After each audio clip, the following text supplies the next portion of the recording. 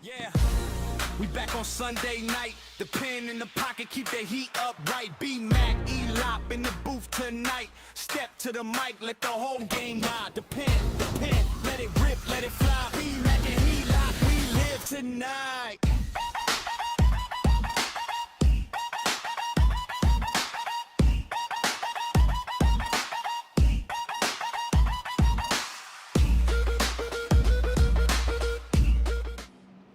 All right, and we're live in the pen. Yeah.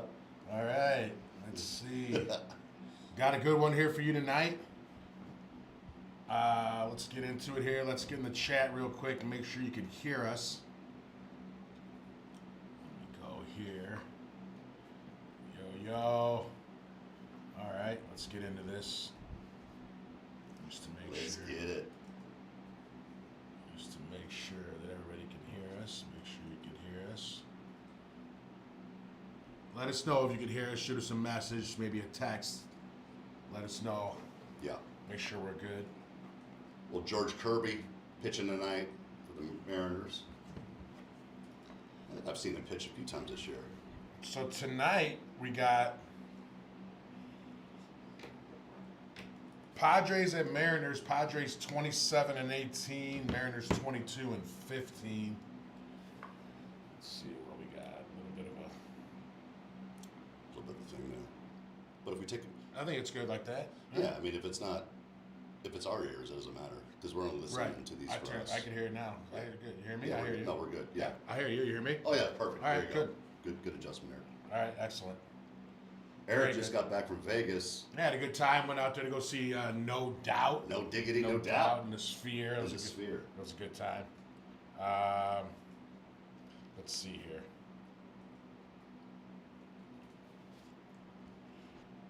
So let me get this rolling here. Make sure we're good. We're good. We got a mic check, sound check out there. Got a sound check. Microphone checker. Okay, we're good. We got a good check here. So here we go. So we're live on the pen. We got a great episode tonight.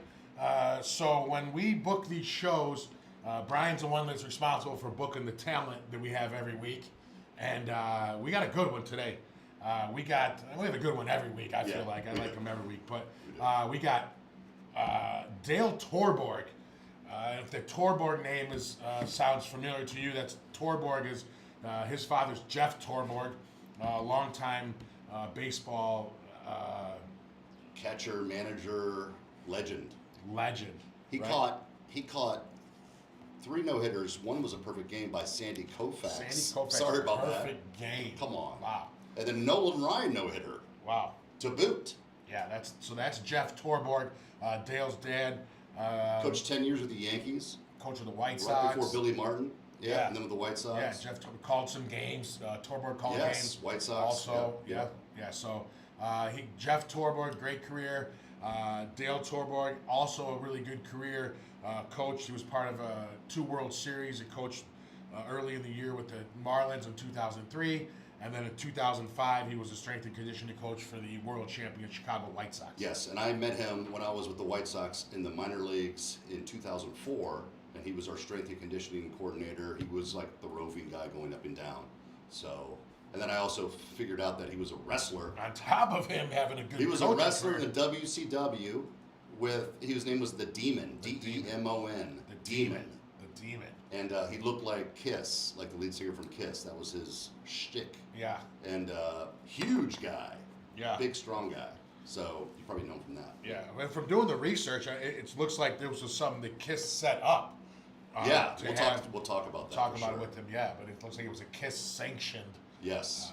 He's boys with Kiss, Skid Row, all that stuff. So that's pretty cool. yeah. So that's pretty cool. So we'll have He him was also in join us. movies. In some movies. He was in movies. He He was was in, Madonna and all yeah. that stuff. I was like, Yeah, he what? was in Mr. Baseball with Tom Selleck, and then League of Their Own with Tom Hanks. did some work with Tom Hanks and Yeah. Madonna, Gina Davis. Dude, I've never talked to him about Mr. Baseball because that to me is one of the most realistic movies, and even baseball players I talk to, Okay. they say it is. Okay, cool. For Japan, you know. Yeah, we'll Yeah. definitely bring that up. Yeah. And then they had a great documentary, A Wonderful Baseball Life. Yes. Talks about a lot about his dad's career and Yeah, his their family. family's life. Yeah, being involved in baseball. Just came out like 8 months ago. It's an amazing thing, and he's got a few business ventures we'll talk about too. Yeah, we'll get into all that stuff. So right now, Tatis is digging in against George Kirby. I'll do the batters that come up. Okay, Right. here we go. So right now you got a little bit on George Kirby, former first-round pick. He came out of Elon. Elon. Yep. From North Carolina. Elon. I went to baseball camp at Elon. Elon No Musk. joke. No joke. That's Brian Taylor went there too. Okay. Remember Brian Taylor, the first-round pick by the Yankees back in 1991 or Oh, that's something the like guy that? that signed for $1 million or whatever. Yeah, first old guy- school. He first guy to got sign for body $1 slammed in like a bar and never really made it. Wow. Wow. That's crazy. I didn't know that. Now batting, Oh yeah. Miguel Andujar. Who's Andujar. the other Andujar who I know? His dad? Joaquin. Was it? Yeah, had to be. Ha there he is! Andujar hitting 295 of the year, 3 homers. So far, so good. Yeah. Little slider in the black. Check out Kirby here. I want to see what's going on with him. I think this might be his first Oh, he's in start. the windup. In the windup again. We've seen that a lot this year. No, guys. we haven't. Oh, I'm sorry. You're right. I'm Yes, thinking it's stretch. the opposite. I know, out of the windup. He's a proven starter coming out of the windup. Yes. You're right. We have not seen that much. Yes. Usually I say those things. Yeah. I catch it one time. Couple good ones today. Looking at the out-of-town scoreboard, Mets beat the Yankees in 10, 7-6, and the White Sox beat the Cubs in 10, 9-8. Ooh. So we got a. How about yesterday? What was the Cubs score? Or is today the first day? Today's the 30th. I know the White Sox won because I actually took them in Vegas. Gotcha. So Kirby on the season, he's 5-2 with a 2.84 ERA, 57 innings, got a good WHIP, 1.16. There you go. We got a little Andujar here. He was a former Yankees prospect, runner-up for AL Rookie of the Year in 2018. Wow. Good contact hitter. Can get hot quickly. So he's probably what do you call it? Oh, What do you chased call up. it when you're off and on? You're Streaky? streaky. That's the word. Thank you. Looks like this is Lucas Giolito's first start of the season. Yep. How about the first hitter was a Dominican Republic. Second hitter here, Dominican Republic. All right. Gotta love the DR. Gotta love it. Represent. Yep. So let's see, Giolito. 3-2 count. Foul ball. 99 miles an hour. Who's the guy throwing 104 all of a sudden? All these guys. Ah, man, there's a couple guys. There's a guy on the D-backs throwing hot heat like that. There's that Miller closer, the pitch for USA. Yep. He's throwing. There's a starter there too. That's with somebody who's throwing like consistently 103 or something like that. Starting.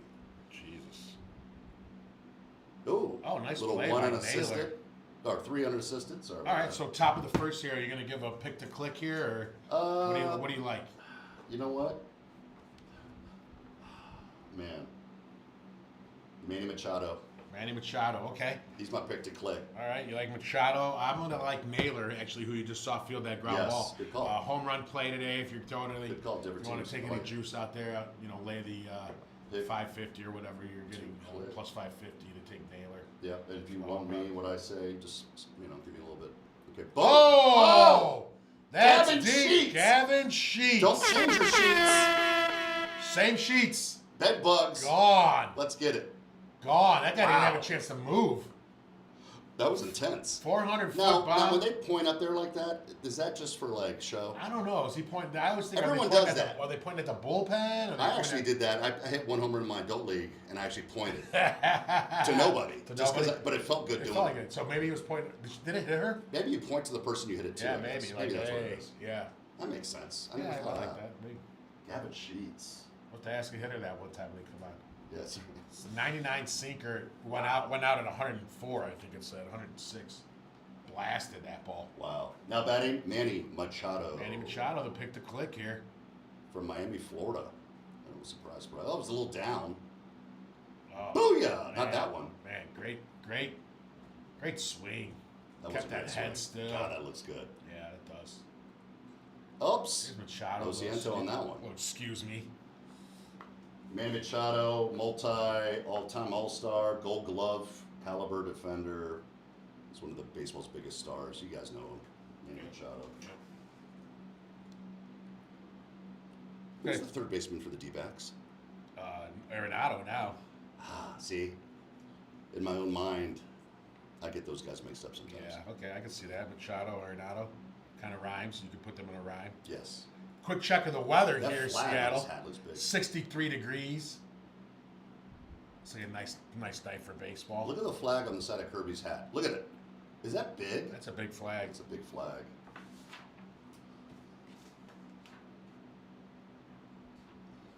Let's see what we got here too.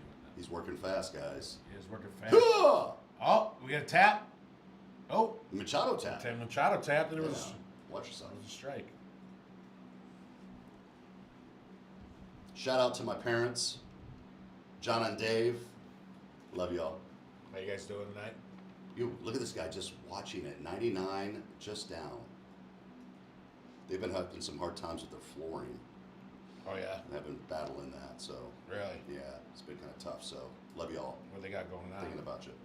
They're having to like get new flooring. Insurance isn't covering it. For all those I got reasons. a guy out here that's going through that. He had a leak in his. This guy Shane out here had a leak in his. My buddy Joe's neighbor had a leak in his house underneath, and same thing. He's got to go at it with the insurance company. Yeah, they don't want to. They don't want to cover everything. That sucks. It says the game's played at dome, but this isn't a dome. All right, Machado goes down, so 1-0 Padres after one. We'll go ahead and take a break with the teams. Yep.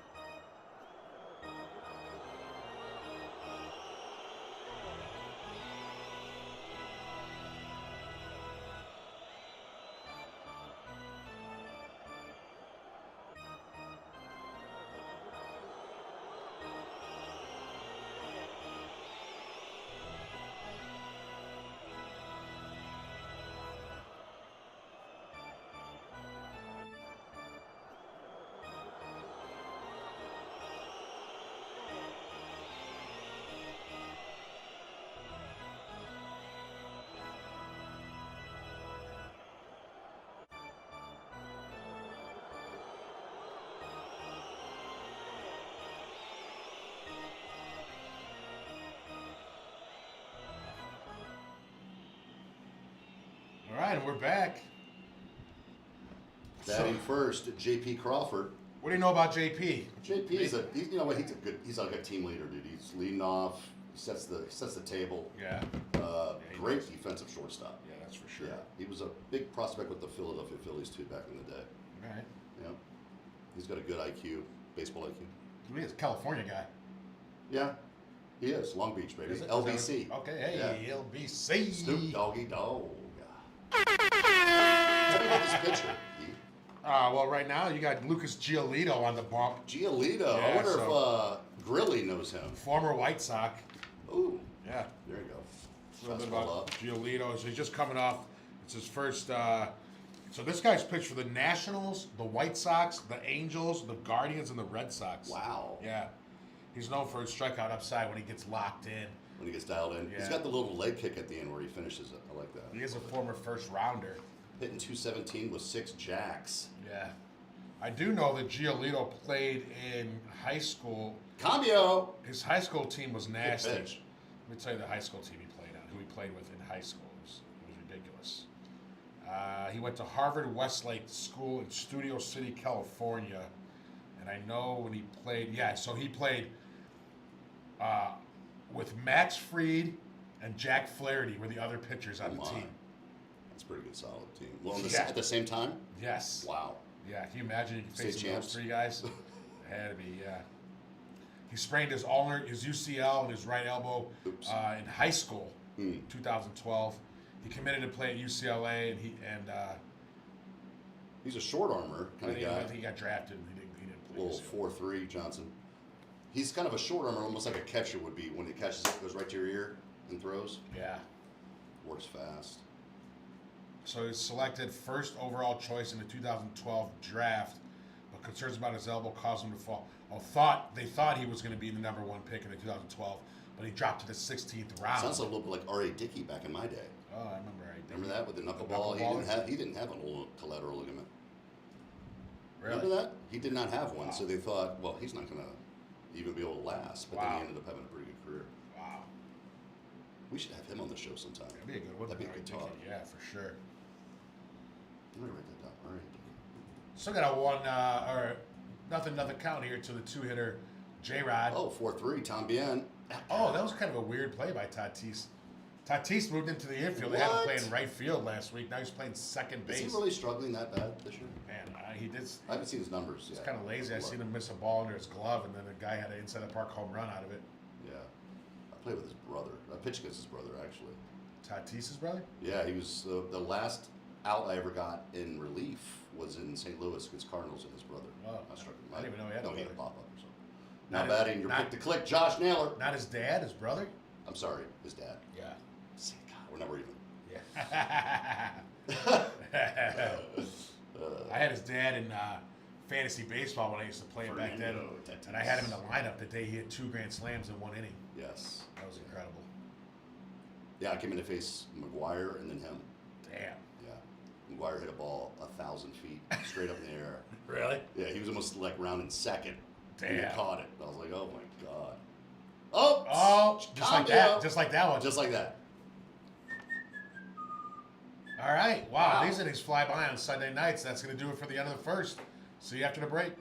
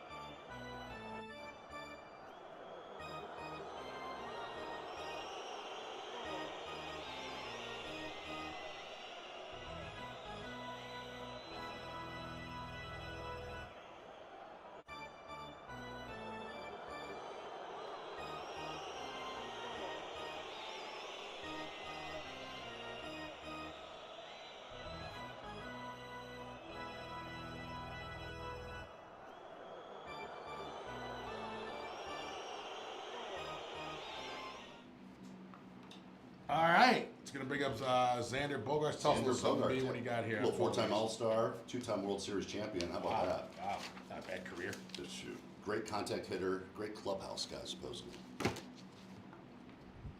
He's good. Good He's pitch good. there from Kirby. Yeah, would you call that a good pitch? I mean, strike one. Yeah, just, well, I guess the best pitch in baseball, strike one. You're Yeah, right. I like that pitch. I mean, he didn't swing. He didn't swing at Don't it, worry right. about it. If he swung at it. That's a great backup pitch. A little two-seamer Yeah. down and in at 97. Look at Rizzo in the booth. Where he's, For Shizzo. George Kirby on the bump I think here. Rizzo's doing that first before he can come and do what we do. You know what I'm Right. saying? He's just like a first step to try to get to this Yeah, level. yeah, he's not ready for this He's yet. not ready for this. No, they got him on the side. He's just doing the inside the pitch. Yeah, that's right. Slider away. Yep. I see him working. 88 in the sweep. Little sweeper Johnson. Now, what are you thinking, Eric? I like that pitch that he got strike two out of him. I do too, but I'm Is it thinking the fast, sinker? like in hard. And it's It's got to gonna be in. miss I got to be in here. Yeah, Goes up. Waste of a pitch, Yeah. in my opinion. yeah. Not really a competitive pitch they would call that. No. Something we need to look for here is our good hair award of the day. Ooh. We do like to give away the hair award. We've Yes. seen some great flow and lettuce. Yes. this Backing season. it up. I'm going to say no. Not there. I noticed a gray hat. The Cubs were wearing a gray hat yesterday. Is this why the umps are wearing green? I'm sorry, green hats. Well, it was interleague, right? So Yeah, they the changed Mariners, the whole thing up, I think, for that. Now the Mariners, is this? It's not. Are they doing Memorial Day stuff? Because it's not until next week. But Right. the Mariners, the umps hats almost look like they're got Mariners hats on. They're favoring the home team here. Who's it remind you of? Spivey a little bit. Bogarts. Look at his face. Looks like Spivey. Little 6-3 Oh, nice play by Crawford. Johnson. There he is. Flip. Oh, Oh, Naylor, watch he it. went back Watch for the it. hammy. Went back for it. Yeah, that'll. Oh, Okay, there's some oh flow. good hair award. Let's I mean, talk about he's it. on the list. I don't like the way he got those some split ends or something. Yeah, there. you got to throw a better throw too. Yeah. Smooth. Yeah. Now batting, we got Jackson Merrill, one of the young talents on the team. Infielder converted to center field this year. Padres see him as a cornerstone type player in the future. He's from Baltimore, Maryland. Wow. Represent. All right. Oh, good cut. I mean, he's just attacking the hitters. That's what I like to see. He is with his little sink Oh, piece. I like it. hey, There nice, you go. nice catch. Emerson See Johnson. a little flow coming out of his Flow. back piece. Now batting, Ramon Loreno. Sounds like a Dominican, and he is. Loriano. From Santo. Well, I mean, I could read that. say it. How do you say Loriano. it? Loriano. Yeah, Loriano. But he's from the Dominican. Loriano. Strong infielder arm. Let's go. Yeah, you gotta move here.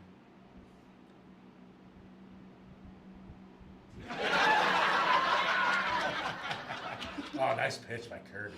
Strike on the black. Dude, he's just attacking. He's attacking, not I mean- wasting any tempo. These Sunday night games, these These guys are have, just like, they have, we picked a good one to do. they have one MO, Yeah. man. Is attack, Yeah.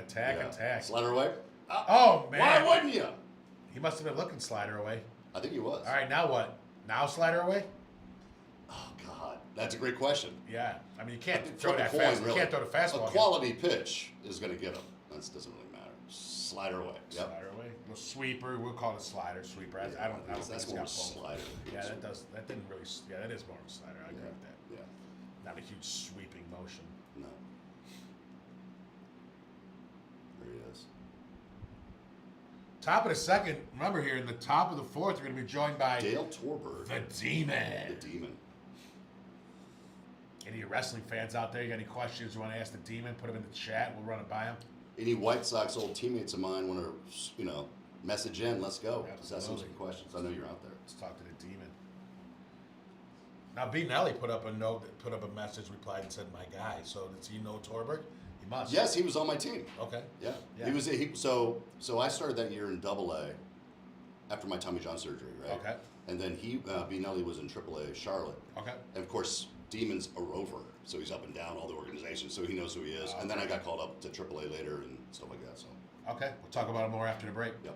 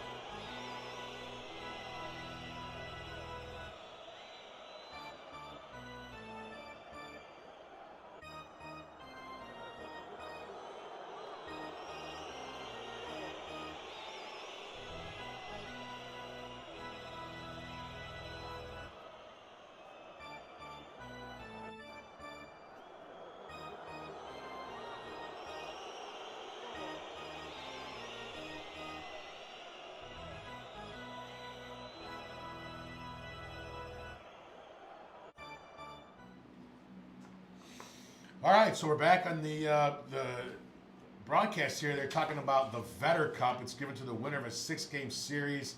It must be something they do between the Padres and the Mariners.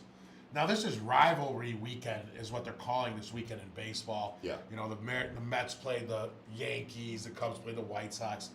I guess they're considering this a rivalry, the Padres and the Mariners, little West Coast rivalry maybe. Guess so. They're trying to build that up, I guess. Yeah.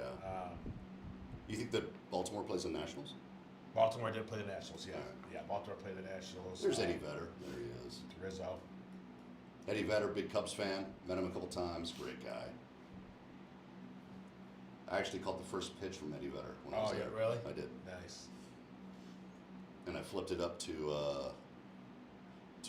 Dr. Oh my gosh. I'm having a brain tease. Remember the DPM that I used to work for? Dr. Haddon. Remember, and his mom was the Centennial. She would throw out the first pitch for the Centennial game. Really? Yeah, because she's had season tickets the longest of anybody there. Wow. That's pretty neat. But I didn't know that at the time. I caught Eddie Vedder's first pitch, and then I was told to flip it to her. Okay. So I walk over there, flip it to her, and then we became friends. And we actually meet here in Arizona now every year. Nice. Full count to Rosarena. Climbed the ladder. Yes, he did. Yeah, he did. No need to appeal. That's it. Man, I saw somebody got picked off. I think it was on the White Sox, Morikawa or whatever. He got picked off, and the ump just had such a great time punching him out. He was just like, damn, like the. It was personal. I felt so happy for the ump at that time. Like he really got to display his umpness at that. His time. umpness. Yeah, Player probably felt like he was disrespected. Yeah, probably. Black on the black. Man, they're just Who's this? Luke Raley. both attacking. Faster than this game. Now Luke Raley, Dude, 265 with 10. 10 bombs. That's a lot, right? He has been hitting a lot of homers this year. I do know that. He's a former Dodger prospect, Luke Raley. Not to be confused with Cal Raleigh, Yes. who's not even in the lineup tonight. He's struggling this year. He's not. Yeah. Well, I mean, the guy hits 61 and then does it. How many is he hitting now? That's a good question, right? I mean, Oh! Fernando! Just Not out quite of there reach. yet. Got more. First hit of the game. I think it was. Now Tatis is making a run for the hair as well. Now, so you got him and Crawford with both similar hair. Yeah. You know, Let's see what happens here with his hair when he dives. let's see that. If you dive, his baseball card picture, that could be decent. It's flipping over your shoulder a little bit. Yeah. Let's keep. So right now we got those two in the running, Crawford and Tatis. Cole Young's up to bat. Young action. Little fly ball, lazy. Little F5. That's a third or fourth pop up we see on the infield today. Same spot, too, really. Yeah. Is that Joel Youngblood? That's Ernie Young. God bless him. Oh, okay, only Young. God bless him. Junior. Looks like there's a JR there. Now we're batting Dominic Canzone. Sounds like something you would eat. Oh, wait. Italy. Is this the guy that I told you about from Miami? This guy's from Cleveland, Ohio, Kenzo. But he played at. Let's see. Whoa! Oh, wait now. We only got one left. That might be his first throw over. No more Bruce Chens. Nope. Not 10 times. Nope. Bruce 10. Bruce 10. You got a lot of puns with that guy's name. I like that. Yeah, Bruce Chen. Oh, great pitch. Giolito doesn't look like he's missed a beat being out this year. This guy's got good pants on. Canzone? Pants, good, but Looks Canzone? like Canzone? Clemson's pants. Canzone, good pants on. You know what my favorite food is when I go to a pizza restaurant? A calzone. Yeah, that's what I mean. I That love sounds like something you would calzones. get. Calzone. Yeah. Rizzo likes calzones too. I haven't had a calzone in a long time. All right. Come set. He's holding the ball so long. He's Wow, they didn't even ask for time Well, there. that'll calm And you. guess what? Another pop up to the third baseman. Wouldn't you know it? That'll do it for the second inning That's here. it. Let me just See you tell after the Dale to break. get ready. Yeah, cue him up.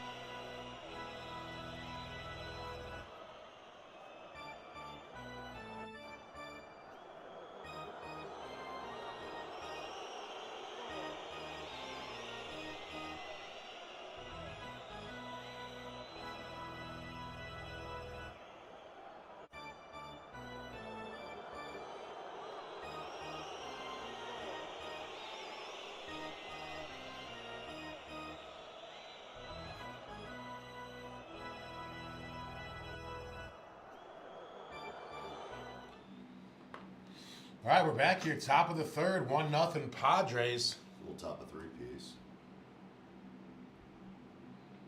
Oh, I gotta send him the links though. Yeah. Pull it up for you, make it quick. Thank you. Slider away, good pitch on the black.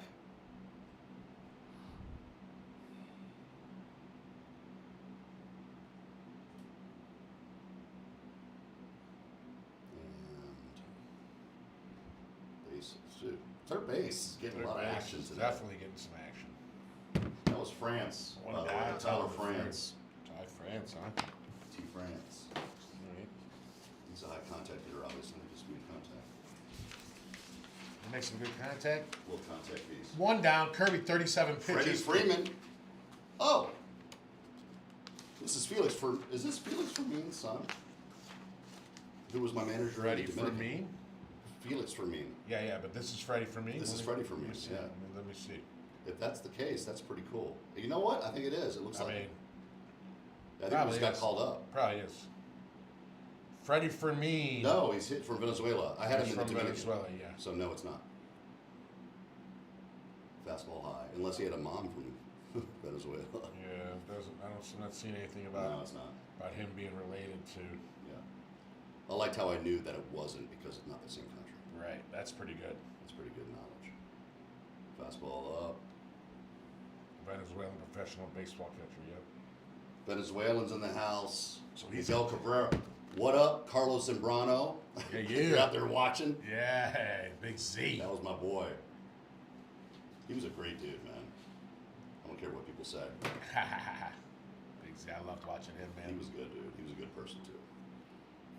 If you know him. So for me, got 2-2 count here.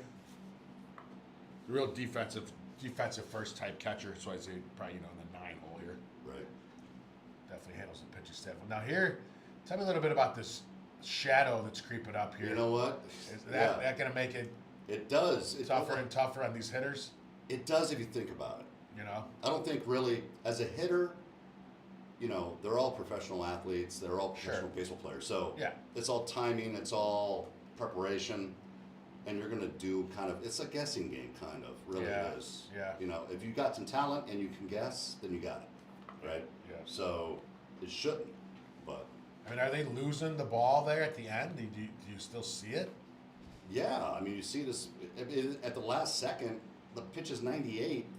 It's not really a big difference. Yeah, You know what I'm that's saying? true, It's because just you're already swinging kind of based on. it might even help you. So it's not as much of an effect as one would think. No.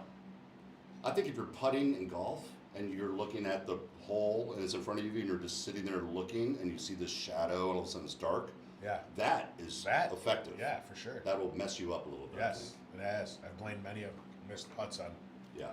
the shadow. Top 3, 2 down already. 0-2 count. Man, I don't know if these guys got dates after the game or what's going on, but they just. It's Are like a, moving. it's a travel day game. And he did. Got him. He's not even going to bother running. There's no Why way. would you? Yeah, right. Why would you? All right. See you in the bottom of the third Jeez after this break. Louise. That is some quick baseball action. Wow.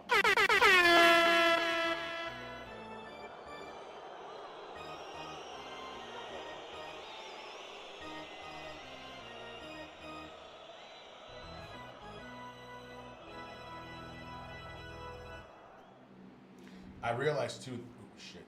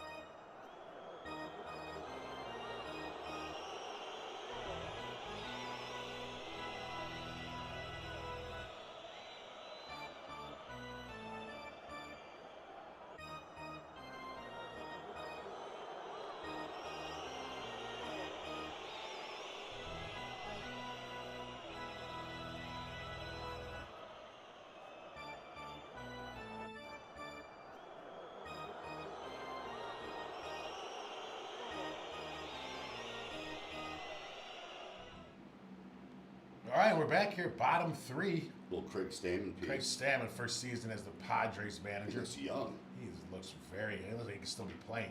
Mm-hmm. That's for sure. The ball out. Good call. Good call. We haven't seen a challenge yet this game. Upside this game. We've not. I don't like them interviewing the manager during the game. I actually think it happened before this inning started. Maybe. And then they just do it. Edit it in. Added, yeah. That's what happens. It's possible. I'll roll it out. 2-0 count. Cambio. 3-0 now. He kind of looks like he's force throwing that or something. 3-0, Like, yes. He's like- pushing the ball. yeah, he was like shot putting it, right? Exactly. It He's didn't on look the like dart. a throw, yeah.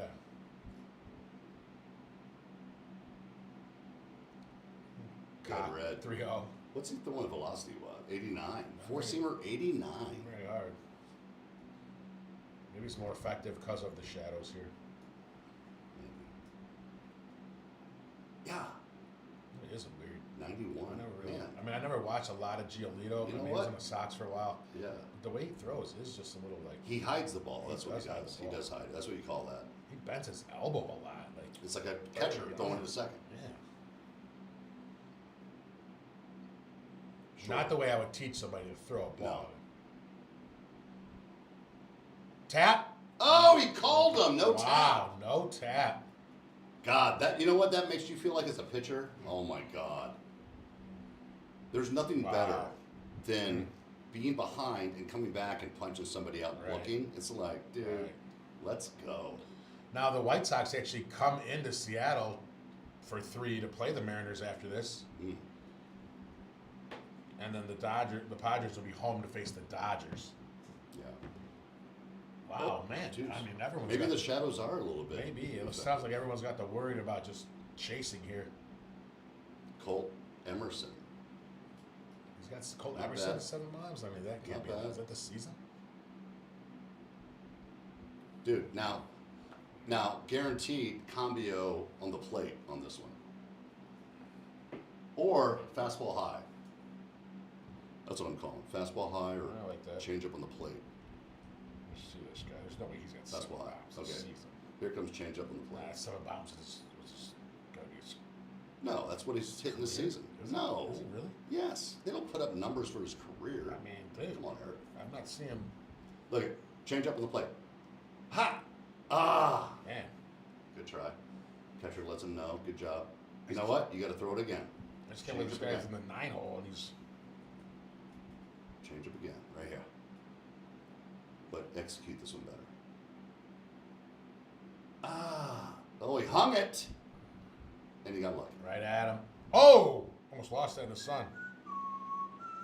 Yeah, he has no home runs this season. What? He must be. This must be his first game.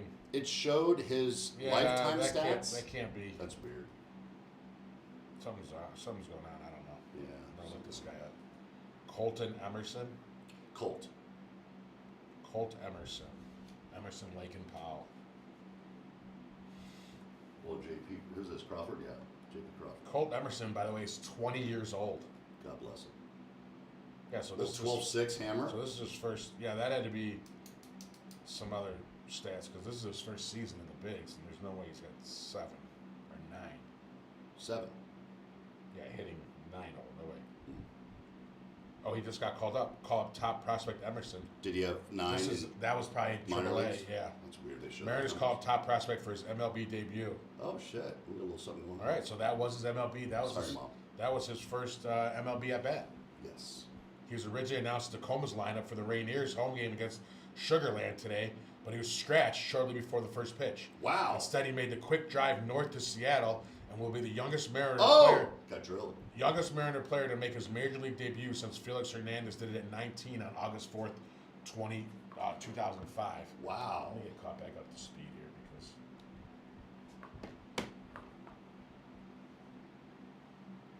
What just happened? I just we're coming back to live action here. So we on commercial break now? No, it's just Crawford got hit. He's going down to 1. Yeah, but it was like a. No, I just restarted it, reset it. Oh, There we go. oh, I just see, knew a we little had a little technical time. divot. I just knew we had time, so I wanted to make sure we were live. We were caught up to live. Got you. Eric likes to make sure I'm on my Yeah. T's and Q's. Jake Peavy in the booth, he said. Peavy, what a great guy. I love watching Peavy pitch. He's got like a band now or something. He plays in that extra innings fest when they come out here. Yes. Crawford, I think he's going to go first pitch, I'd like to see that. Nobody's attempted to steal yet. right? There's not much happening. Oh, send it to Messenger, he said.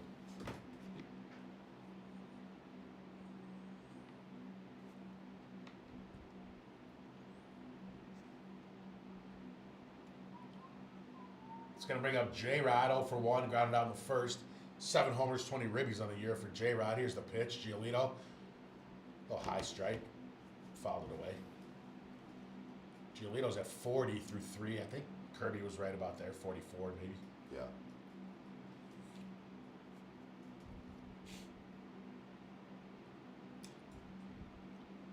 Oh, 1 count. Oops, that's a Texas. Ooh, never mind. Right at him. Ball Right carried at him. well. Boom. All right, guys, that'll do it for the third. See you guys after the break.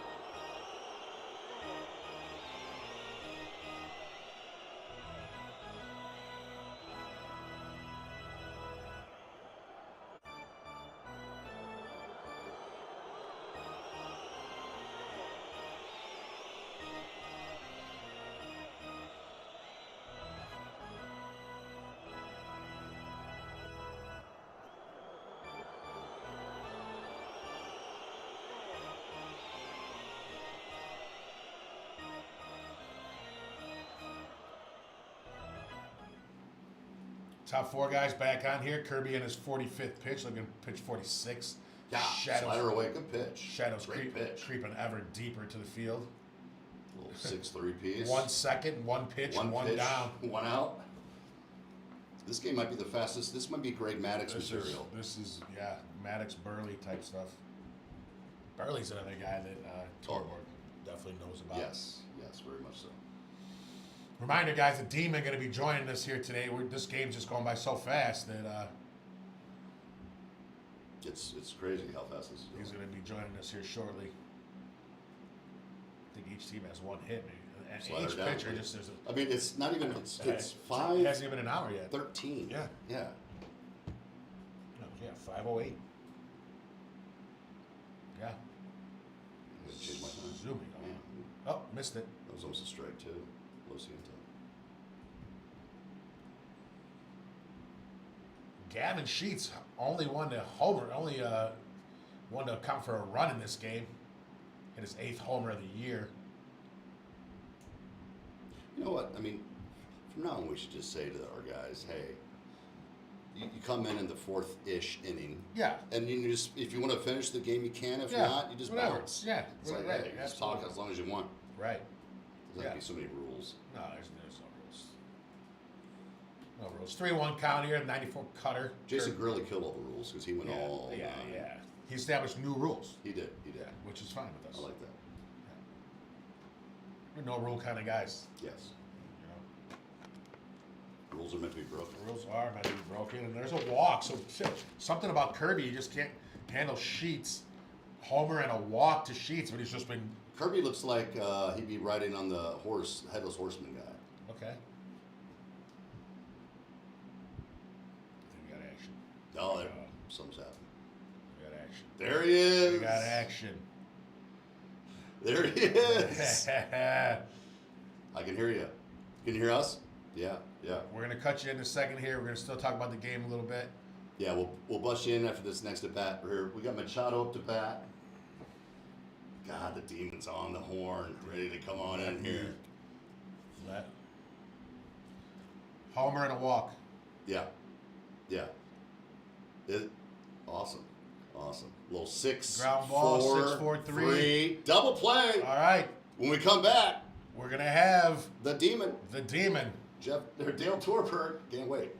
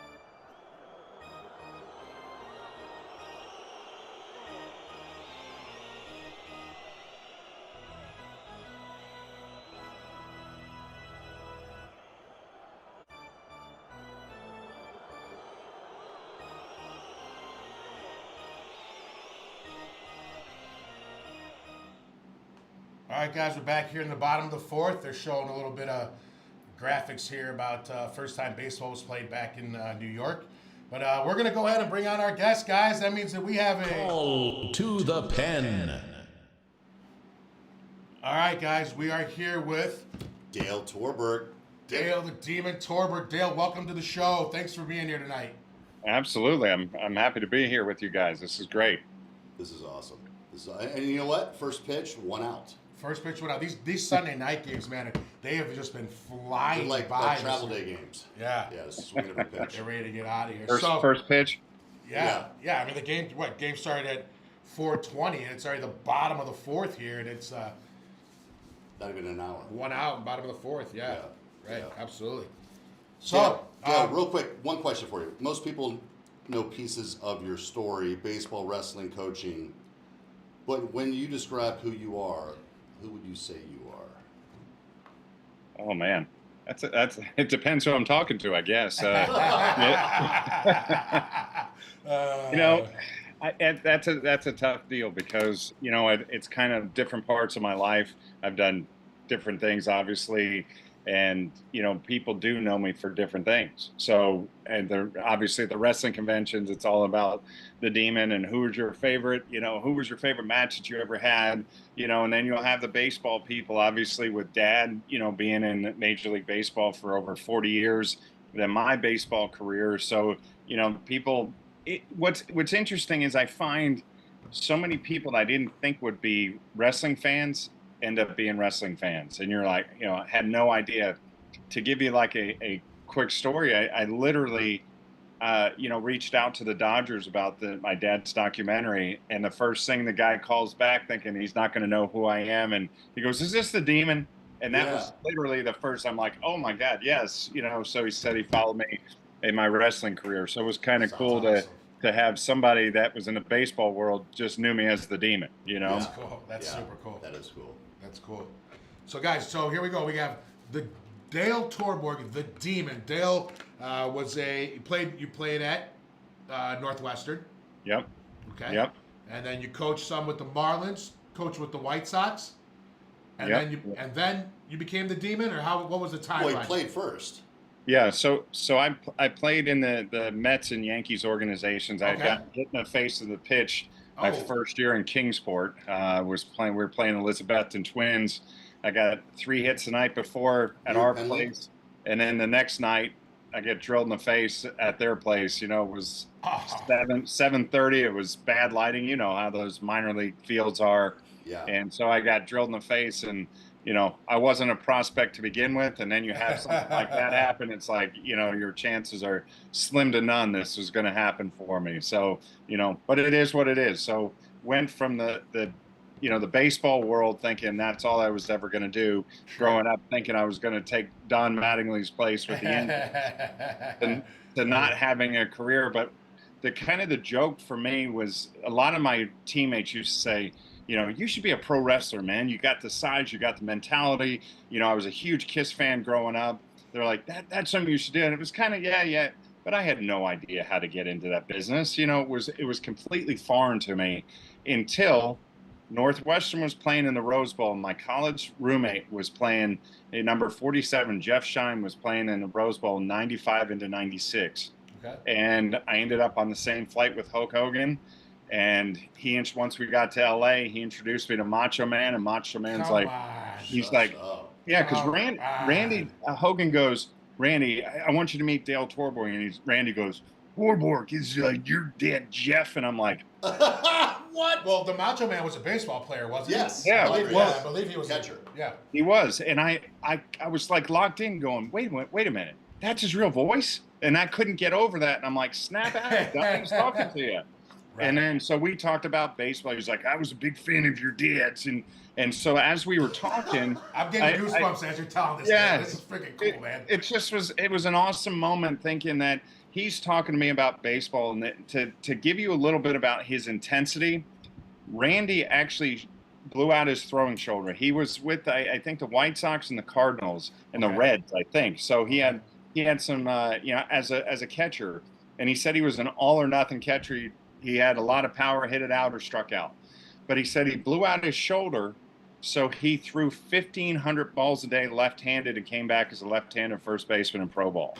Holy shit. You want to talk about intensity. Now, his dad, Angelo Poffo, so Angelo was a wrestler, and Randy's brother, Leaping Lanny. Leaping Lanny Poffo. Yes. Absolutely. I used to love them, yes. Yeah, so that whole family, super intense, but his dad, Angelo, set the record for sit-ups, 6,033 sit-ups in like 4 hours straight. So you want to talk about an intense family. I haven't done that many in my life. Yes. Yeah, I think I'm with you on that one. Dude. But yeah, that's how I got started in the business was meeting Hogan and Randy. So were you a wrestling fan? I guess kind of like we all were, right? Yeah. I was, when I was a kid, I was really into it. Then, as you know, as high school goes and college, it's all about, high school, you're playing, you're just, you want to make it to the next level. So you're all about college. Then you get to college and you don't have a lot of time. But I do remember watching the Ultimate Warrior, and watching this guy's physique and his kind of With the ropes. frantic way. Yeah. He just, it was almost like a manic way of running in and then shaking the ropes. And I was like, man, look at this dude. So I immediately got down and started doing push-ups. And, I will tell you, not a lot of people know this, but the first person I told I was going to be a wrestler was a Hall of Famer. So I was watching it, and this was after I met Randy and Hogan, and I really started going, this is something I want to do. But the first person I told was at our house, my parents' house. I was visiting in Sarasota, and Carlton Fisk was over. And I said, he's like, you watch this, huh? And I said, yeah. And he goes, I like this, so entertaining. And I said, this is what I'm going to do. And so he was literally, my parents heard me tell him, and that's when they realized what I was going to do with the rest of my life. Wow. Yeah. That's pretty cool. Did you feel like you had to play baseball because your dad? No, it kind of, he never pushed us into anything. He said, whatever sport you want to play, do it. He's like, if you don't want to do anything, he never pushed us into anything. He was a great coach with us and really was our biggest fan. My mom was always filming all the games, and they were our biggest fans. But I didn't feel pressure to play because of him. Like I said, I grew up at Yankee Stadium from age 17 to 17. I was in Yankee Stadium. Mattingly was my idol. I mean, I've got stuff all over the place of Mattingly. I've signed, awesome. Poster from back in 1986, and so he was my idol growing up. And I actually did a speech at Northwestern about the three people I admired most was my dad and Mattingly and Gene Simmons. So my worlds kind of collided, and I ended up, being around both. At that point, I had never met Gene Simmons, and so now I end up being his character, and one of my idols. I ended up knowing, obviously, all my idols, which is pretty rare and pretty cool. Yeah, that's pretty cool. So, guys, real quick, again, we're joined by Dale Torborg. He's the Demon from the WCW. He's the son of Jeff Torborg. There's a great documentary on YouTube, I believe was where you can find it. That's where we watched it. A Wonderful Baseball Life. And it talks a lot about the Torborg family and just how impactful the Torborg family and Jeff Torborg was on baseball. And it's something that if you're a baseball fan, you definitely want to check it out. If you're a fan of sports, you gotta watch this thing.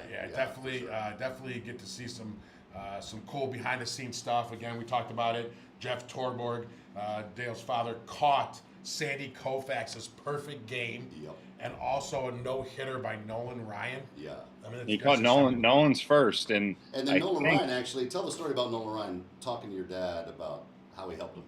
Well, it's he was, Nolan struggled, and it's known, and it was in that documentary about Nolan, about his early years of struggling with his, he had trouble locating. So, it was something that he and dad worked on. It was, I want to say it was during the strike, or it was in Anaheim, and they worked together at a field, and it was just like a recreation park in Anaheim. And dad said it was the dumbest thing he did. He forgot his mask. He had his glove, and they had a ball, and Nolan had, and thinking about one of those recreation parks, and you see the home plate is like cockeyed, and there's lumps and everything. He goes, if Nolan throws one of these things and hits that, he goes, I'm dead. I'm dead. So he goes, I guess the answer is just I'll catch it. He's like, I better just catch it. But that's where they really, that's where it actually happened. They got together, and dad was one of the people that helped straighten Nolan out, and I guess the rest is history. And I think dad is the only person, and this is the crazy thing to really think about. Arguably, Sandy Koufax is the best left-hander of all time, and Nolan might be the best right-hander. Sure. There's only one person ever to catch both of them. Not to mention, caught a no-hitter and a perfect game from both of them. Yes. He might have been literally the only person ever to sit behind the plate and catch both of those guys. I know Kerry Wood's 20 strikeout game, and Sandy Martinez was a catcher for that. And that's your whole life, just having the opportunity to have something like that happen. Not those two and things happen. That's crazy. Nolan should have one more. Dad always talked about Nolan should have one more no-hitter. Yeah. In the first inning against the Yankees, there was a pop-up, and the shortstop and second baseman both backed away, and the ball dropped. That was the only hit the entire game. Oh, shoot. Yeah. That was it. It was like in the I think it was Thurman Munson in the first inning. Yeah. And that was it. Wow. But he should have 8. Wow. Man, that's crazy. That is wild. That is wild. All right, so you started to get into a little bit about the Gene Simmons stuff. So can you tell us about how the demon character and the I guess the stamp of approval, right? Because Gene Simmons is the one who, again, you're patterned it after, and so can you kind of talk about that, how that came to fruition, how you got Gene Simmons involved and got his seal of approval on your character? Well, I mean, it's relatively a simple story. The interesting thing, when I first got started, I did a baseball character, and it was based on the movie The Warriors, where it's the baseball fury. It was like Warriors come out and play. There's where is it? See that figure behind me? Okay. Yeah. That right there is the MVP character. Okay. So I based that MVP character. If you were to crush the baseball fury from the Warriors and Gene Simmons together, that's what it was. Okay. And so Warlord was the guy that trained me, him and Jim the Anvil Neidhart. Oh, okay. And, Yeah, Jim the Anvil Neidhart. It's so cool. Yeah, man. in Land O'Lakes, Florida, in the middle of the summer in his backyard, it was brutal. I mean, I will tell you, Neidhart he beat the crap out of me. Really? I'm just, for the first week. And then finally, he's like, we wanted to see if you were going to come back. And I came back this week, and it's like, okay, we're going to train you now. So I literally, he used to crank on he had that long. Yeah. And when you saw him doing this, you're like, uh-oh, here we go. This is not going to be good. Man. So that's how the baseball character came about. I went out to make a long story short, went over to India, wrestled over there, came back, WCW signed me. And then Sting was doing the crow with the baseball bat, so I was kind of just sent to the power plant. And then when I was doing some other stuff with WCW is when we found out that Gene Simmons wanted to do a character. Okay. And so Gene actually came up with it. It's a question. I just did a signing in Massachusetts a couple of weeks ago, and I still get it, almost 5 or 6 times at these signings. Whoa, have you been sued by Gene Simmons? Have you done? And because of using, I said, no, he came up with it. It was his character, right. Everything that, the action figures and everything that was all done through Epic Rights. It's all licensed. It's all done, as people didn't realize that Gene, I mean, if you were a fan of WCW and WCW had Kiss perform, you would understand, but still people still had it in their minds that, Gene Simmons must be out of his mind that somebody's using this without his permission. It's like, no, he's the one who came up with it. The licensing, all of that was done legal, and it's all, I mean, I still have the contracts of all that stuff. So, that's so cool. Yeah. Wow. Was the character actually created for you specifically, or it was just created and then you got to be fortunate enough to be the one to get it?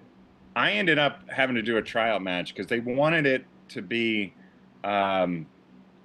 based on his alter ego on stage. But when I ended up getting it, I asked Gene, I go, how do you want me to do this? And he goes, the biggest thing is I don't want a clone. I don't want a clone of me. So even the guy, Andre, who did the special effects, did everything and made the outfits, designed it all. It was done completely with the idea, the essence of the demon alter ego, but nothing was exactly the same. My boots weren't the same. The outfit wasn't the same. Had more red in it than Gene had. So it was just kind of the essence of it. And that's what Gene said to me. He goes, I don't want a clone. Do it the way you want to do it. And I actually put blonde streaks in my hair, and I still get ribbed and beaten up online. I'm mercifully like, I pulled the makeup down on the sides on purpose because, again, he didn't want an exact clone. And the people online were like, he's stupid. He doesn't know how to do the makeup. I'm like, I've been doing this since I was 5. Like, I know how to do the makeup. I can do it in my sleep. And I said that was done on purpose. The blonde streak's done on purpose because what we were trying to do is that if you saw a picture of the wrestler and you saw the picture of the rock star, and you were just an average fan of either one, you would know the difference just from a headshot. Oh, the one with the blonde streaks, the red eyes, and that's the wrestler, and that's the rock star. So it was done, literally everything was done on purpose. Yeah. Wow. Now, your dad was such a good Christian, humble gentleman, right? How did they take the fact that you wanted to be a wrestler? You know what I'm saying? Let's see, not real well. It was, I mean, my mom hated two things when I was growing up. She hated wrestling. She used to, when I was watching it on Saturday mornings, she's like, you know, this stuff isn't real. And I'm like, I know, but I said, it's entertainment. And like, oh, look at the size of these guys, the athleticism, you know? So even then I knew that it wasn't completely legit. Yeah. But the difference is it isn't fake. You know, that's the thing. We get beat up in our, you know, our insurance will tell you it's not fake because we talk about it all the time. If I pick you up, kick you in the gut, and pick you up over my head at 8 feet in the air, and I throw you through a table, you're still going through the table. It still hurts, you know. Right. Exactly. So, Exactly. but to answer your question, just to answer your question, so my mom, like I said, hated wrestling and Kiss, and I ended up basically being part of both, you know. So I was a major disappointment in the family for doing that. And you know, my brother's an attorney. He does MLB arbitration stuff, and he goes, "How do you do that?" And I go, "How do I do what?" And he goes, "How do you go out there in front of millions of people, you know, with this face paint on, leather pants, no shirt, and just go do it?" I go, "I can't do what you're doing. I can't do anything in terms of, I wouldn't want to sit behind a desk and do contracts and all that."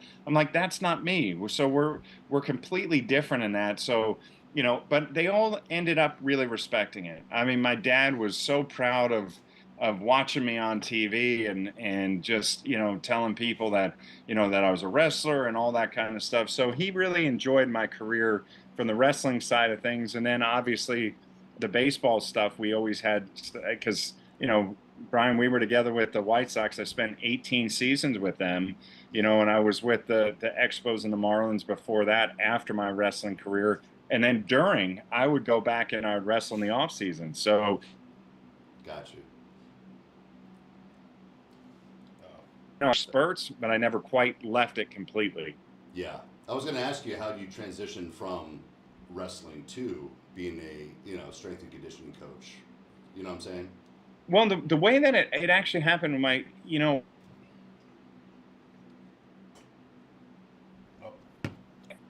I had a chance to go to the WWE. They wanted me to do that. They had guys do to tryout matches just to see, you know, what the deal was and like how you would work in the WWE. The rings were different, you know, and it just was a different vibe. So I had a tryout match, and my dad actually called and said, "Listen, I'm getting the Expos managing job. I want you to come with you, my brother and me." He wanted us to come, and he wanted family there. Yeah. And that's when Ozzie Guillen was brought in. That he was brought in. That's after his playing days. That's what got him started on his coaching career, was with Montreal. And so I ended up turning down the Expo, the WWE tryout, so that I could go to the Expos and spend the summer with my dad. And so I was planning on going back to wrestling after that 2001 summer. But then, so the trainer with the Expos, Sean Cunningham, ended up getting the head trainer, this is easy for me to say, the head trainer's job with the Marlins. Because Sean Cunningham was the strength coach in Montreal, assistant trainer, and traveling secretary. Wow. So I ended up doing, he would quiz me on things as in the weight room, and he said, "Hey, I got to go do this. Can you take the weight room?" So I started doing more and more in the weight room. And then that off season, after the 2001 season, he goes, "Go get certified." He goes, "Just go get certified." He goes, "You got a future in this if you want it." So I ended up going, I took the courses, got certified, and then he got the Marlins head trainer job and brought me in. And I actually, it's funny because I get the whole nepotism thing, and I wouldn't have gotten the Expos thing if it wasn't for Dad managing, but it was Sean Cunningham who actually was the one who hired me with the Marlins. He's like, "I like the way we work together." He goes, I'd like to have it." I had to call until my dad said, "What do you think?" They offered me the job, and he's like, "If you want it, take it. We'll get to work together." So that's how it happened. I ended up being the Marlins strength coach. Where's Sean Cunningham at now? Getting fired with Dad. So when we ended up getting fired together, so it all goes hand in hand. The nepotism thing, we got fired together. Yeah, right. That's crazy. Yeah, that's crazy. Where's Sean Cunningham at now? He did the last I saw, he was doing something with the World Baseball Classic. I'm not sure which team it was. Yeah. But really, really good guy. I really enjoyed working with him, and but that's how the transition. And then cool. Ozzy was the one that brought me. He mentioned that he wanted me with the White Sox, and so I ended up. It's funny. This is kind of one of those weird stories where I ended up doing my interview with the White Sox in LA. And Dave Wilder was in at Los Angeles. I ended up going to LA to do the interview. I got the job, and I was with the guy that is he and his wife. His wife was the one who designed the costumes for Kiss, built the costumes, and he ended up he was on tour with them, but in his previous life before Kiss, he actually cut hair. So he and George Clooney grew up together. So this guy, Dave, ended up, if you ever hear a story of when George Clooney got kicked out of his house and he had to go live in somebody's closet, it was Dave and his brother built a room in their closet for George Clooney. Wow. So when I got the White Sox job, I'm like, well, I guess it's time. And I cut my hair off right there in his kitchen. So that's how quick it happened. I'm like, okay, and then I spent the next 18 years with them. Wow. 18. I didn't know you were with them for 18 years. That's great. 18 years, yeah. Wow. Yeah, we just in 2021 was I think my last year with them. Yeah. Really? Yeah, it was when that whole transition took place, and new GM, new everything, and they really just kind of wiped everybody out and kind of started over again. Wow. Yeah. Wow. And you got a World Series ring too, right? I got two. Yeah. I've got them. I've got the Marlins and the White Sox. Ozzy and I are the only two that have those exact same rings. That's so it's cool. the White Sox and the Marlins. So yeah, I've got two. That's so cool. I have one somewhere. I mean, I have it. I've got one somewhere. No, I have one in a. It's actually in a cool thing, and I don't know where I put it. It's in a glass. They had it in a glass case. They encased. It's not a real one, but it's just a Dennis Gilbert. I don't know if you know Dennis, but Dennis ended up having these made where it was the ring encased in like this protective coating. I don't know where. I have it somewhere. I think it must be over in this room.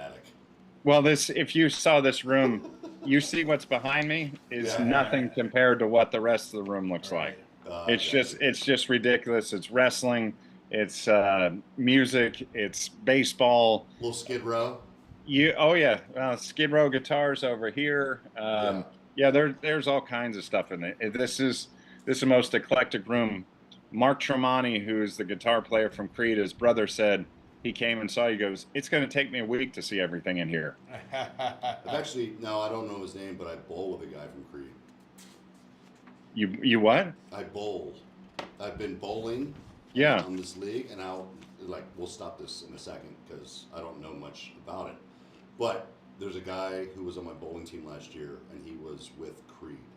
You would know who he is, I'm sure. So I will find out who that is. I'll text you in a little bit. Is he in Arizona though? Yeah. Short hair, brown hair, good looking dude, kind of jacked. Brian, there's Brian Marshall. It might be Brian Marshall. Here, I'll find it right now. I'll find out. Because Brian's a bass player. I'll tell you what, they were just awesome dudes. The Alter Bridge guys, they're three of the members of Creed. They're just great dudes. Yeah. Did the WCW have a plan for the Demon? Was there a storyline? Was there? Were you able to get involved with that, or how did that go? Yeah, storylines, they did, they didn't get real creative at times. They put a lot of it with the makeup guys, with makeup, face paint guys. My favorite was just working with Sting. I got to being in a program with him and Vampiro. Vampiro was awesome. Great Muda is a legend. So I got to, we had this dark carnival, it was called, the, you know, Vampiro, Muda, and myself. It was just, it was a really good time doing all that. And, you know, there was a lot of politics that go into the wrestling world. And, you know, there was, you know, some of it wasn't real fun of the politics that went into the wrestling world, but there's politics and everything. You know, sure. I love doing it. You know, it was my favorite band growing up. I've got Peter Criss signed his bass drum head for me. So what's that? Christian? Christian? Yeah. Mm-mm. Last name. No. He might have worked for the band or He might be something. worked for the band. Because there's Brian there, because most of them live in Florida. That's why I was surprised with Arizona, because they're Florida guys. Yeah. Miles is in the Pacific Northwest, but from Alter Bridge, but the Creed guys are all Florida guys. Yeah. Okay. Is that where you're at currently, Florida? Yes. Mm-hmm. Gotcha. Yeah. All right. Yeah. Probably not as hot as it is for you guys, but It wasn't too bad. It's not Today, too bad. 95 Not or too so. bad right now. I'm taking my son to Pensacola next week. He's going to play in a summer league, college summer league out there. nice. So that's pretty cool. Because we haven't done a lot of East Coast baseball, so it'd be good for him to get out there and play a little bit. You know, It's nice. The weather's great right now. Yeah. I mean, it's starting to get into the rainy season, but I'll tell you what, I think that literally one of the hottest times I've ever been in, though, is in Arizona during the summer when I would go see, you know, for the June draft. You know, it was, oh my God. I used to tell people, it was like, yeah, I'm not telling you guys anything you don't know, but sure. literally it's like sticking your head in the oven. Yeah. You gotta have another uniform to change into after you stretch. Right. Yeah. Crazy. Right. Tell me about your new venture with your shoe company. Yeah. What's this? Oh, yeah. Yeah. So it's Pahi. This is our PAHI. this is our brochure, but yeah, Pahi shoes. It's actually amazing. So Sean Powell was one of the strength coaches. He was my strength coach when I played for the Yankees. You know, he was Jeter's first, Posada, Mariano. He was their first strength coach. And so I ended up hiring Sean years later, and we spent 12 years together with the White Sox. But Sean, after we all were gone from the White Sox, Sean ended up. Hey, not to interrupt, but Gavin Sheets just hit his second home run of the game. Gavin Sheets, 2 bombs this game. 2 bombs. That Up is 4-0 awesome. now. 4-0 Padres.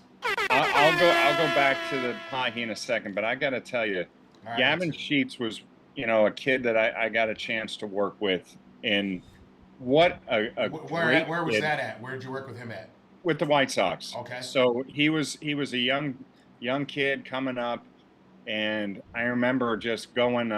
He had a small surgery, and I would go around that in the off season. I would go see some of the prospects.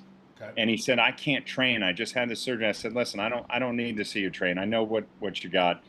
And I flew into Baltimore, and we went to dinner together, and we just sat for 3 hours, and I explained what I was, you know, the organization was looking for, what I was looking for. And I remember telling him that I said, Hall of Famers all have one thing in common. If you look at a Hall of Famers, you know, in terms of hitting, a position player or whatever, they all have one thing in common. When you shake their hand, it's like shaking a vice grip. Every single one of them, if you ever shake a Hall of Famer's hand, Jim Thome, you know, any of those guys, you just shook a man's hand. Like you're just like, absolutely. Man, all right, thanks, Sam. Hey, you know, I got to go check and see if you broke a bone. You know, they all have that in common. And it was one of the things that I was telling them. I'm like, listen, that's, you know, we talked about a lot, but I said one of the biggest things that I feel is so necessary in baseball is grip strength. If you want bat speed, you've got to have grip strength. And Mattingly used to tell me he used to hang, and he would hang for a minute on, minute off, minute on, minute off, minute on, minute off. He would do that. And then Mark McGuire taught me some of his exercises. This is when I was a kid trying to, you know, get stronger and get some tips, you know. So I got to be around some of the greatest. And I watched Mike Piazza one time, and he was doing something in the dugout. We had early batting practice in Jupiter, so I hear Piazza's I hear this in the dugout, and then he ran in to go get something. But I always talk Piazza and I.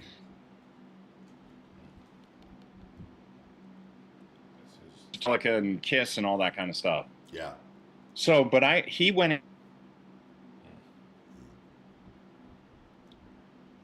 just rattling off, and I grabbed it. And I was like gonna just see what it felt like, and I go, ugh, ugh, and I'm struggling to squeeze it once, and he was rattling off. I look at the bottom of the thing, and it had a 9 on it, and I'm like, what is this thing? So it was like this Captains of Crush is what I think it was called. And it had levels like from 0 to 10 or 1 to 10, whatever it was. And it was, you would go up as you started it started to get easier, you would go up. And I'm like, oh my gosh. And I used to watch how Piazza would almost stand flat-footed and hit that ball, line drive out of the ballpark to right center. Mm-hmm. And so I started going, man, there is something that literally from here to here is so important for a hitter. And so I was saying grip strength, and that was one of the things I was talking with Gavin about. And Gavin worked his ass off in the off season. Just like I said, terrific kid. This kid would have made it without me ever talking about anything. He would have made it. He just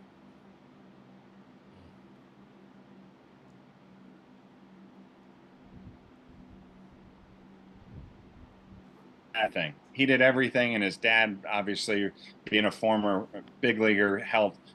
But he came back, bro, and he shook my hand in spring training and just about crushed it. I go, oh. I go, somebody listen. And he had this smirk on his face.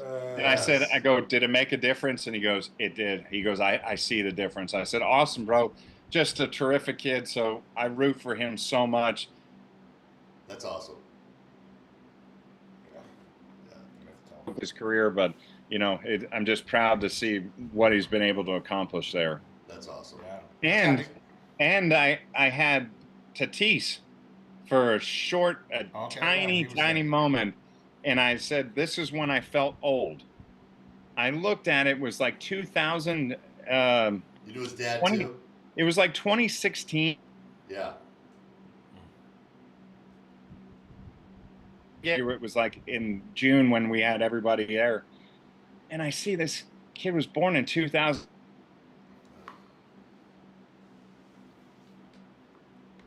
This can't be right. And it's Tatis. And I'm like, I go, wait a minute. Tatis Jr. I'm like, oh, man. I played against his dad in the minor leagues. I had his dad when I was up in Montreal. Tatis was a baby. Yeah. So in that clubhouse in Montreal, we had Vladdy Jr. and Tatis Jr. in the same clubhouse as a toddler and as a baby. Wow. And I'm just sitting there going, oh my God. So then when he was with the White Sox, I just said, hey, I had your dad. I mean, so I've trained your dad. It was the first father-son that I had. We didn't have him very long. Obviously, he was traded in that Shields trade. But, it's kind of a cool thing to say. And it was cool. that first father-son. Yeah, that is so cool. That is awesome. But it did make me feel pretty old at that point. Yeah. Right? Well, I mean, you probably had that effect on guys when you're running around the clubhouse, when your dad's coaching and stuff. So. Oh, yeah. Well, Buddy Bell came into the White Sox. I had been there, 10 years at that point. And I had known Buddy since I was a kid. So he was with the Indians, let's see, and I think at my oldest maybe would have been 5 or 6. So I had known Buddy, he had known me from way, way back. And I used to have everything on now I sit back and I'm like, I wonder what my dad thought. I had Kuiper 18 for Dwayne Kuiper was my favorite growing up. So I had Kuiper 18 on everything. And my brother, who's the attorney that does arbitration, had Bell 25 on everything. So and then Buddy became my boss, and absolutely, I Crazy. loved having Buddy as a boss. Tough, but fair, and you never had to guess where you stood with him. Loved Buddy Bell as he just was a great boss, but just a better human being, and he's in the documentary as well. That's awesome. But yeah, he's terrific. But I am gonna now go back if you can. I was gonna say, The so shoes. Sean Powell for the shoes. Yeah, Yes. yeah, let's hear about that. Yeah, so Pahi is Polynesian for a pontoon boat. Okay. And so what ends up happening is these shoes, let's see if you can get a shot. They have this is all patented. So a doctor in France designed it. And we just won the Innovation of the Year award for 2026. It's an international award that was presented in Singapore. And they're the most comfortable shoes, but their balance, stability, alignment, and comfort is second to none. And so we just launched about a month ago. The campaign just started, the media campaign this week.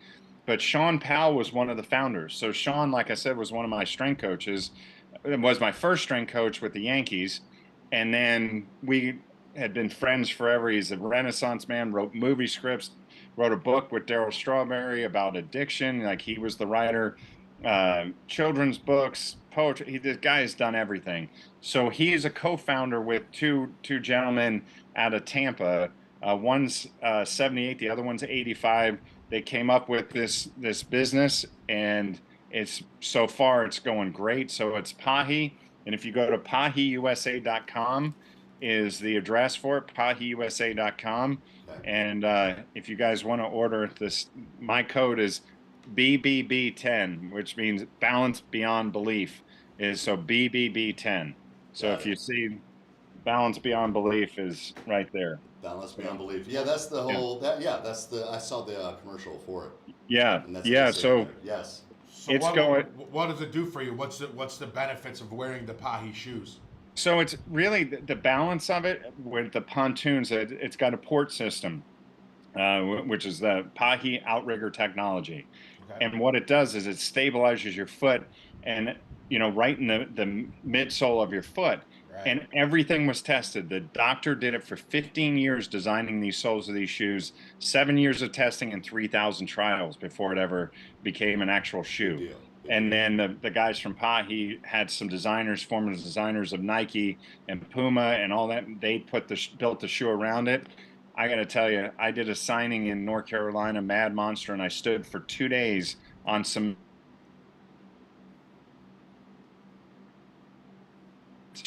But it's stabilizing. When it stabilizes you, gives you that balance, and then realigns you. And the comfort is, like I said, is incredible. So That's awesome. here's the shirt. Little So Pahi. Nice. Pahi.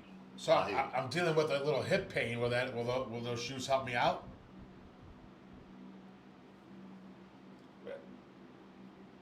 If it puts you back in alignment.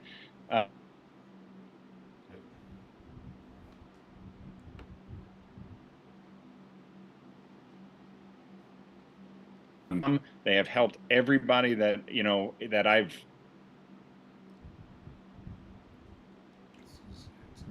people with MS, and it's just amazing what it's doing. And my dad had Parkinson's for 15 years. I wish I was able to get him the shoes.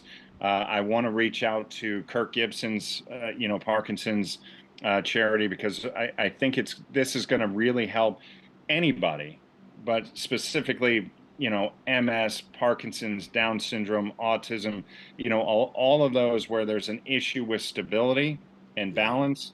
Yeah. These are going to be absolutely incredible for people. And I live in Florida, where the 55 and older communities are going to eat this up. They already have started, and I had people that just are like, when are they coming out? I need these. My balance has been so bad. And we have slides too that people that struggle in and out of the shower and slipping. The slides are incredible for those too. Well, I'm looking for a job also, so maybe I could be a rep in Arizona. So some Pahi shoes. They got a lot of 55 and overs out here. That's for sure. Yes, yeah. So Arizona is going to be one of the next market after Florida that I'm going to be targeting. Well, So, don't forget you about know, me when well, you want to target some stuff because I'm looking for a job. yes, well, And you're almost we're 55. And I'm almost 55. Yeah, so well, well, we're right there. that's the thing. I'm right there too. Seriously. I'm closing in on 55 as well, and we are going to be having like you know, a van that goes around to the 55 and older communities. Yeah. So we will talk, because that is something that Arizona is a big market for us. That's going to be coming after the Florida market. Yeah, for sure. Yeah. Awesome. Yeah, absolutely. So that, 7-0, 7-0 7-0 already. Yeah. I just Yeah, they're the Padres are putting it on them. Yeah, they're doing it now. Gavin Sheets started it. Yeah, Gavin Sheets definitely did start it. wow. So The is that how you're keeping your time occupied these days? Then is that the pie shoes? Anything else you got going on that currently? Well, you know, the documentary was one of the things that I was, Great, you know, awesome very, documentary too. thank It was you, really thank great, you. for sure. You know, it was very, very cathartic for me to, because really only two people did that. I mean, I know that we had the sound guy and the video mixer, but putting it together, there was Matt Flesh was the guy that did the documentary Last Comiskey. And it was a 4-part documentary about the last season of Comiskey Park. That's how I got to know him. Okay. I just, after watching that, I was like, man, I emailed him. I said, hey, man, what a tremendous documentary. Really appreciate the kind things you said about Dad.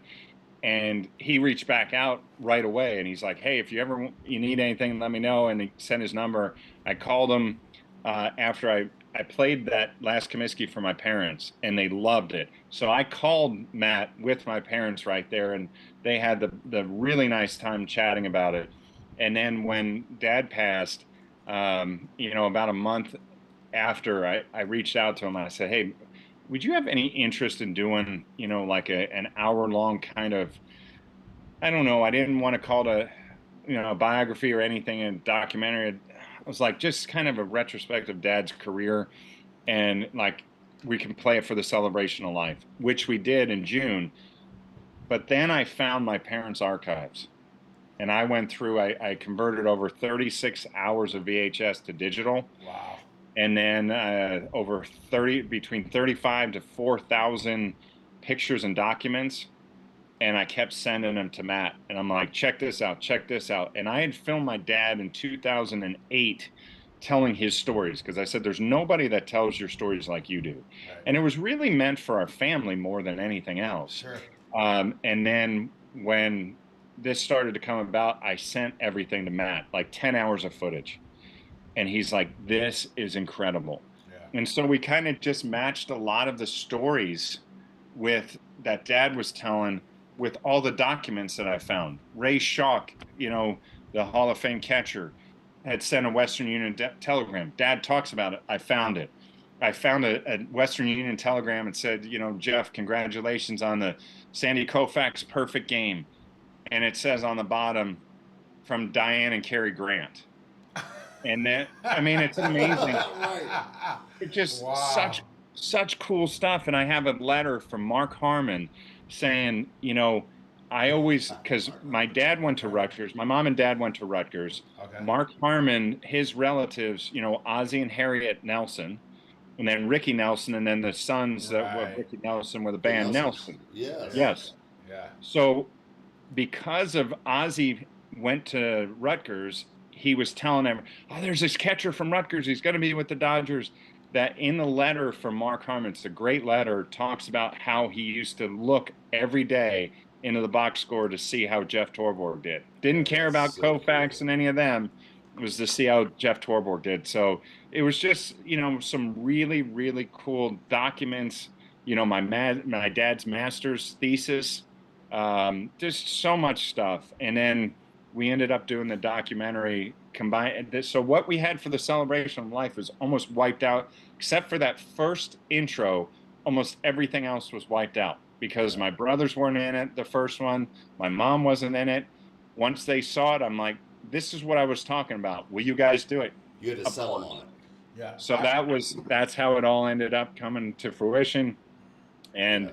you know, super proud of it. You know, it's just something that, like I said, was very cathartic for me, that I would spend almost all nighters to the point I was in this room, in this chair. My wife would be like, "Are you ever coming out?" I'm like, "Not till this is done." Right. Your mom So was that's- awesome. Your mom was yeah. awesome in that. I really liked hearing her point of view and her telling the stories. It was pretty cool. My wife and I were watching it, and she was really digging your mom's perspective. Thank you. She's such a sweet lady, and it's been obviously it's been a rough time of over 60 years together, and then Dad being gone is just a rough time for her. But she was great in there. Almost everybody. Do you know Diamond Dallas Page, the wrestler, DDP? Yes. Yeah. So he called me the other day and just was like, this is unbelievable, because I ran into him at the signing and I was telling him we had a history together, both from New Jersey, all that kind of stuff. And I said, you need to see this documentary. Go send it to me. And he saw it and he just was like, this is unbelievable. He's like, I can't get over this. Just unbelievable. And he goes, your mom, he's like, she is and was just beautiful, and your dad, like the all-American couple. Absolutely. And I said, yeah. And then you had me, who was the disappointment. Your dad had the first what do you call it when you're on a plane and it's a great seat? First class. Had a first class ticket, and then he said, no, I'll take 2 regular tickets to bring my wife with me. Yeah. They had a great relationship. They met in 7th grade, and then been together ever since high school. They started dating in 11th grade, I think, and that was it. They found their soulmates, and just a special relationship. So anybody that wants to see that, it's Jeff Torborg, A Wonderful Baseball Life. I like the story in there where he's talking about when he was at church and he was talking about you going into wrestling, and they, well, what's his name? Now, how did the name come up? The Demon. Like, why? That was Gene Simmons' alter ego. Each member of Kiss had, like, Paul Stanley was Star Child, Peter Criss was the Catman, Ace Frehley was the Spaceman, and Gene was the Demon. So the original name that came out to was the Kiss Demon, and then we dropped that and just went by the Demon. There was a lot of political garbage that they were trying to pull so much stuff. They had said at one point that playing the song cost $10,000 every time.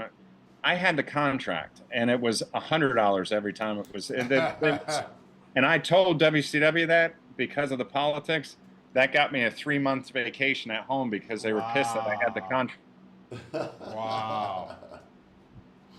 That's crazy.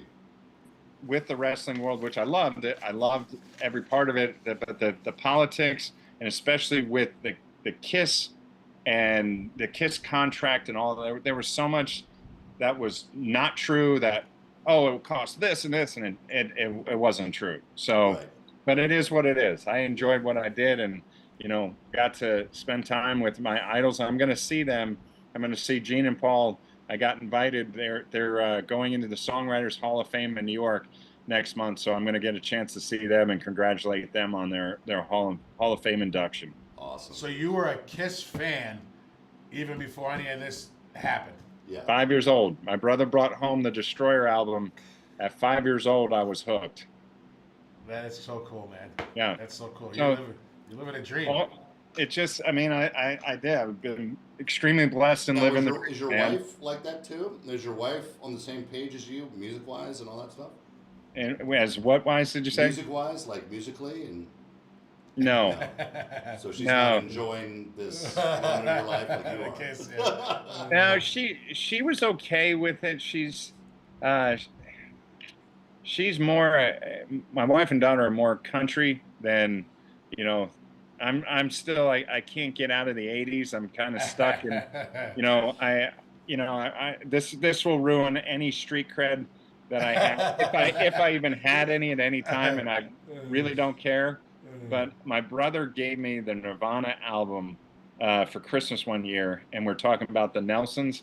Yeah. I got a chance to tell one of the Nelson brothers the story, but I could not stand grunge because it killed my hair metal, and so I returned it and or I exchanged it for Nelson's album. So I'm probably the only person on the planet to exchange Nelson, Nirvana for Nelson. Yeah, that's classic.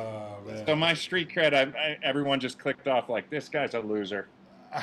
Man, Do you I have tell any you, comments? I went to go see Kiss in concert years ago, and 20 years ago or something, and I could not believe all the songs that they had that I never even realized were Kiss songs. Yeah. I just hear another song like, oh my God, this is a Kiss song. This is a Kiss song. Like, it's Oh wild. yeah. Yeah, let's see if we got. We're looking to see if we got any comments on the online here. Sometimes they like to ask some questions here. Diamond Cutter is what I got. I think you're talking about. I don't know. That might be Diamond Cutter. Is that a wrestler? Maybe you got my guy Jack's talking about. He's a wrestling guy. So. Diamond Cutter is what Diamond Dallas Page. That was Oh, Diamond Cutter okay, where you yeah. do that Okay. bang.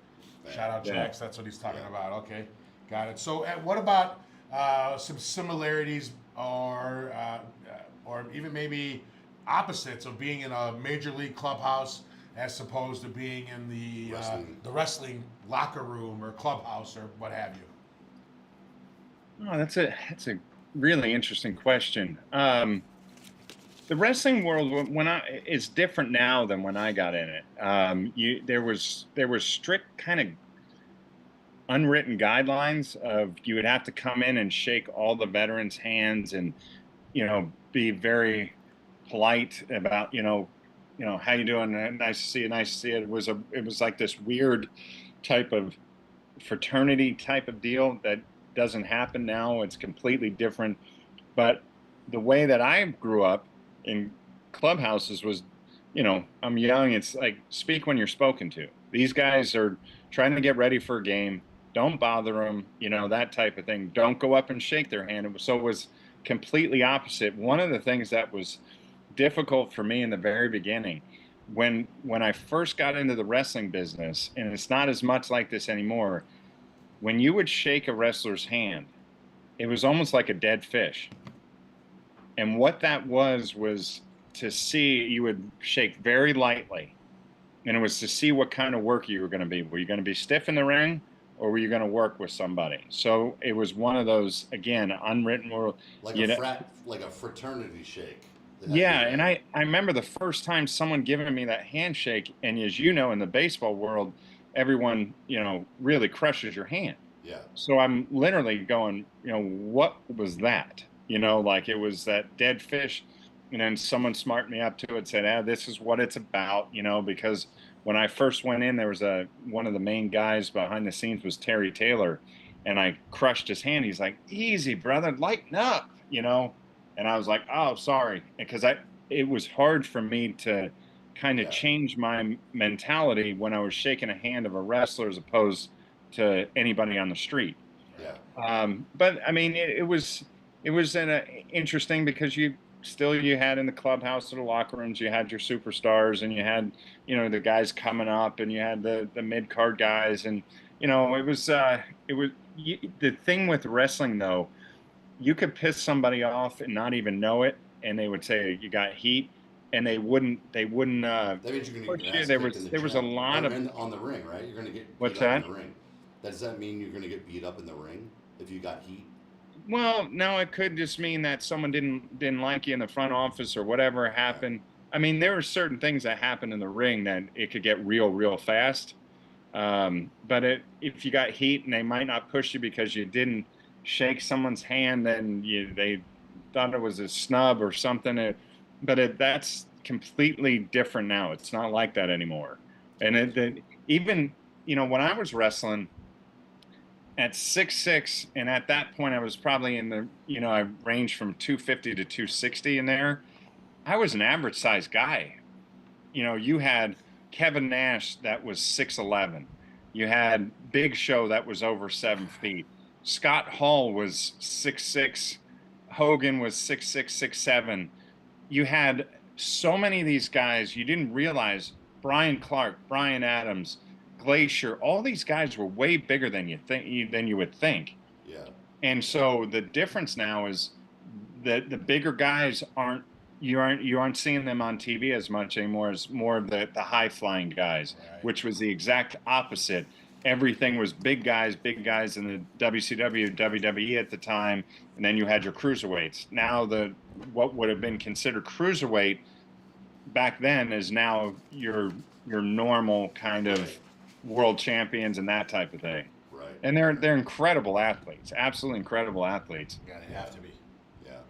By the way, Giolito's doing great too, huh? Yeah, Giolito, 79 pitches. He's been doing great. Yeah. Five innings, 3 Ks, no Bases one run. loaded. Yeah, now he's got base load. That's going to be it for him. They're taking him out of the game.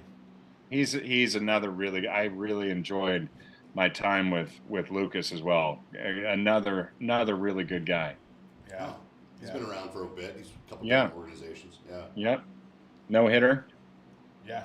We were just looking at his high school team, which was Max Fried, Flaherty, and him were 3 pitchers on a team. Like, so imagine running into them for a series. That's crazy. Yeah, and then their high school coach ended up being the one that ended up getting that White Sox job. He was there for a while. Really? Who's that? Yeah. Do you remember? It was after I'd been there. Can't think of his name right now. Remember then. Yeah, I can't. I didn't know him. I never met him, but that was they brought him in as the pitching coach. Was Are you that coming their out to high school? Arizona? Are you coming out to Arizona anytime soon? Not Arizona. I'll be the next July. I'll be in Vegas. In Vegas. Okay. We have a shoe show for Pahi. So I don't know the next time I'll be in Arizona. Is it? Okay. Ethan Katz. Yes, Katz, Ethan yeah. Katz. Yeah. I was just in Vegas last. Just came back this morning. I went to see a show at the No Doubt at the Sphere. My wife went with a bunch of friends, so I got a ticket for cheap. So I decided to go check it out. And I tell you that seeing a show at the Sphere is awesome. Yeah. If it ever I haven't comes seen up. it. I mean, I've been by the Sphere a bunch, but Yeah. I've never been in it. That had to be a cool good shows. one. Pretty It's cool good that shows, yeah. No Doubt came back, and Yeah. you know, I was a fan of theirs. You know, when they first came out with that tragic 96. hit. Well, I said when we were leaving the show, it was like I said, it was myself and then my wife and 3, 4 of her, 5 of her friends, whatever. And I left that show saying every girl wanted to be Gwen, and every guy wanted to do something else with Gwen. Last night, after watching that show, she definitely put on a great show. That was. For sure. I remember seeing the first time I ever saw No Doubt.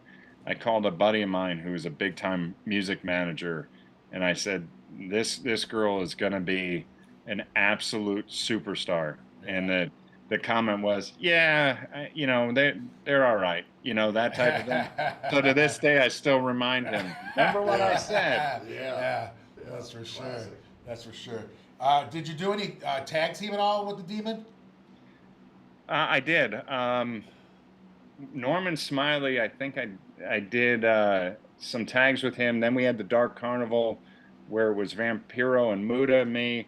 I had a house show. Lex Luger and I tagged together. Wow.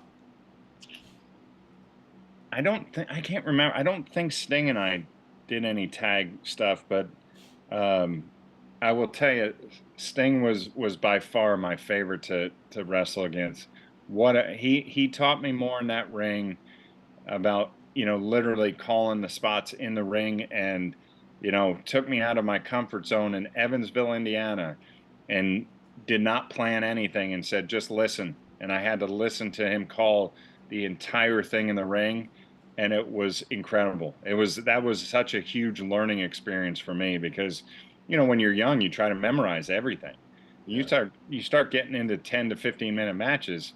You can't remember all that stuff. You've got to be able to think on your feet. And he said, you've got to listen to the crowd.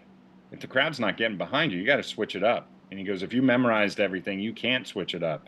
So huge learning experience. And I just have had a great time in the last few years. Sting and I really getting to know each other even more.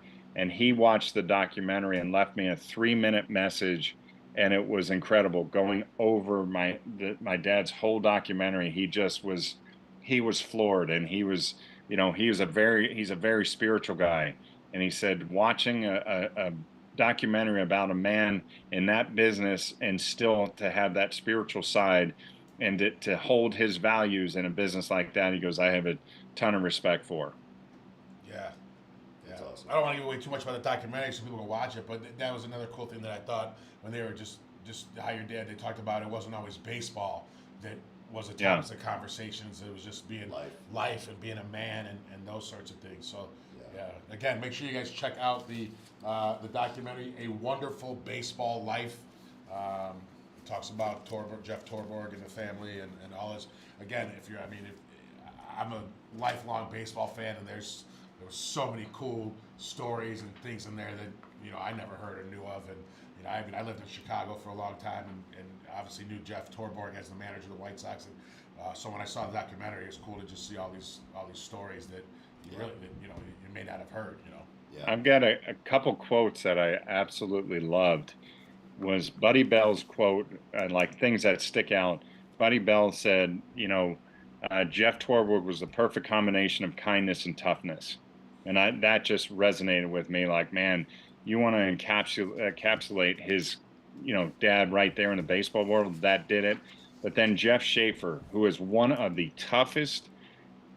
I can't ever get over how this is one of, if I ever got in a fight and I needed backup, I would call Jeff Schaefer. You would never, just small and like not a huge guy, but one heck of a badass. I'm just telling you. And his quote was, "What we do as baseball players defines us. What we do for others is our character." And Jeff Torborg oozed of character. I thought that was an incredible line. And then I was talking to Fred Clare, who was the former Dodgers GM. And he said, after he watched the documentary, he said, for all of us that knew Jeff, all the documentary did was confirm what we thought. And for anybody that didn't know Jeff, it is what we all knew. Everyone got to see what we all knew. And I was like, man, those are some great quotes. That's awesome. Yeah. Right. They weren't surprised by what they saw. Yeah. That's pretty neat. That's so cool. Neat. Anybody from 2005, obviously World Series, from the Marlins, you weren't around when the celebrations happened, and all that, but for the 2005 run of the White Sox, any those guys kind of stand out as maybe guys that you really enjoyed working with? Bobby Jenks, on or off the field, with the strength and conditioning that you did. Like just even you telling that sheet story, that's cool to hear that kind of stuff. Is there somebody in the 2005 that kind of parallels that a little bit? We cut out for 2 seconds, but hopefully, I think I got the gist of what you were saying. Is that, for the White Sox, that was in 2005, it was such a cool team. And, adding Przinsky into that mix was just, it was Creedy and Rowan and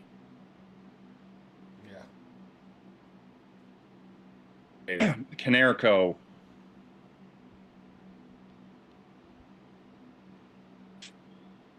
It was just a special game all the way to last. We never lost first place. We stayed in first place the entire season, and then went 11-1 in the playoffs in the World Series. And it just, there were just some things that stood out. Jeff Blum is still one of my favorite people on the planet. And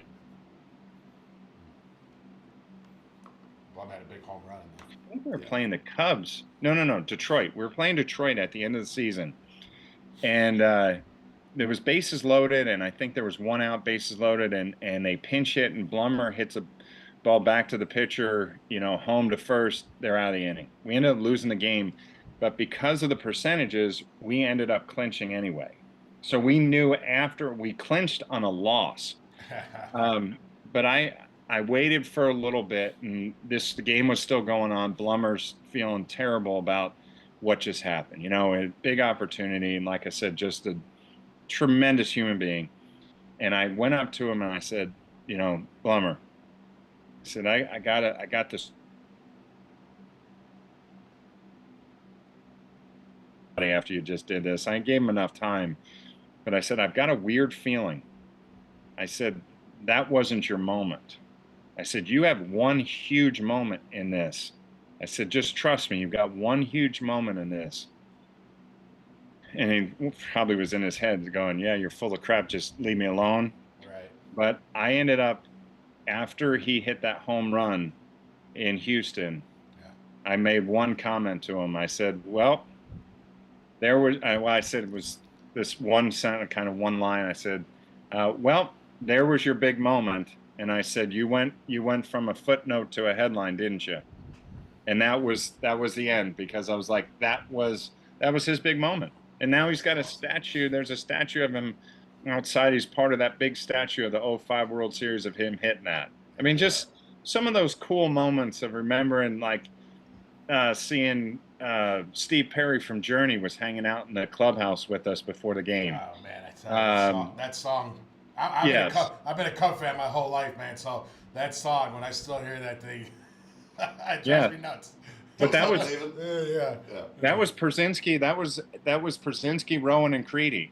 They would play that song in the back of the plane on the big radio. So that was those guys, and that's now you got the Pope, who loves the White Sox too. Yeah, so yeah. And he was at one of the games. He was at one of the World Series games. Yeah, that's pretty cool. Yeah, it is. I didn't meet him, but I was in the same stadium as the Pope. That's pretty cool. Yeah, that's cool. He's actually the town I lived in was actually he's one town over from Dalton, and I lived in Riverdale for a while. So. Oh really? Yeah, for sure. Yeah. That was good. That's awesome, dude. Yeah. Hey, Dale, I appreciate you so much, man, coming on here. I know we're having some technical difficulties here and there with our voice and stuff, but that was your 3 innings right there. If you wanted to continue on, you're welcome to. Yeah. But that was unbelievable. Yeah, absolutely. We appreciate you joining us and coming on. I appreciate you, brother. Telling the stories. It's a lot of fun. To hear them, and again, watching that documentary was super cool, and I encourage everyone to go watch that thing. But yeah, we really appreciate you coming on, man. It's been a lot of fun for sure. And Pahi. Absolutely. Pahi. Yep. Shoes. PahiUSA.com. Now you don't have any Instagrams of your own or anything there, right? I was looking for. I see when you're out there, you're not tagged or anything. They just list the Demon or the Dale Torborg. Yeah, I'm on Facebook. That's it. That's really the only thing. I probably need to get into this this century and do Instagram. But does Pahi have an Instagram? They do. They're Okay, they have their own Instagram, and they're also it's Pahi Balance, I think, is what their Instagram is. We'll look it up. Okay, we'll tag it, and we'll put out some little clips of you coming on the show and stuff after, and we'll definitely tag Pahi and throw it out there. Yeah. I appreciate you, brother. That was I awesome. appreciate it too. We'll do this again sometime when you get hard up for a guest. Just call me again. Hell yeah. You're a great guest, brother. You're one of the best. I appreciate you. Awesome, man. We really appreciate you, man. You. You have yourself a great night, Dale. You too. Thanks, guys. All right, Thanks, guy. All right. Yep.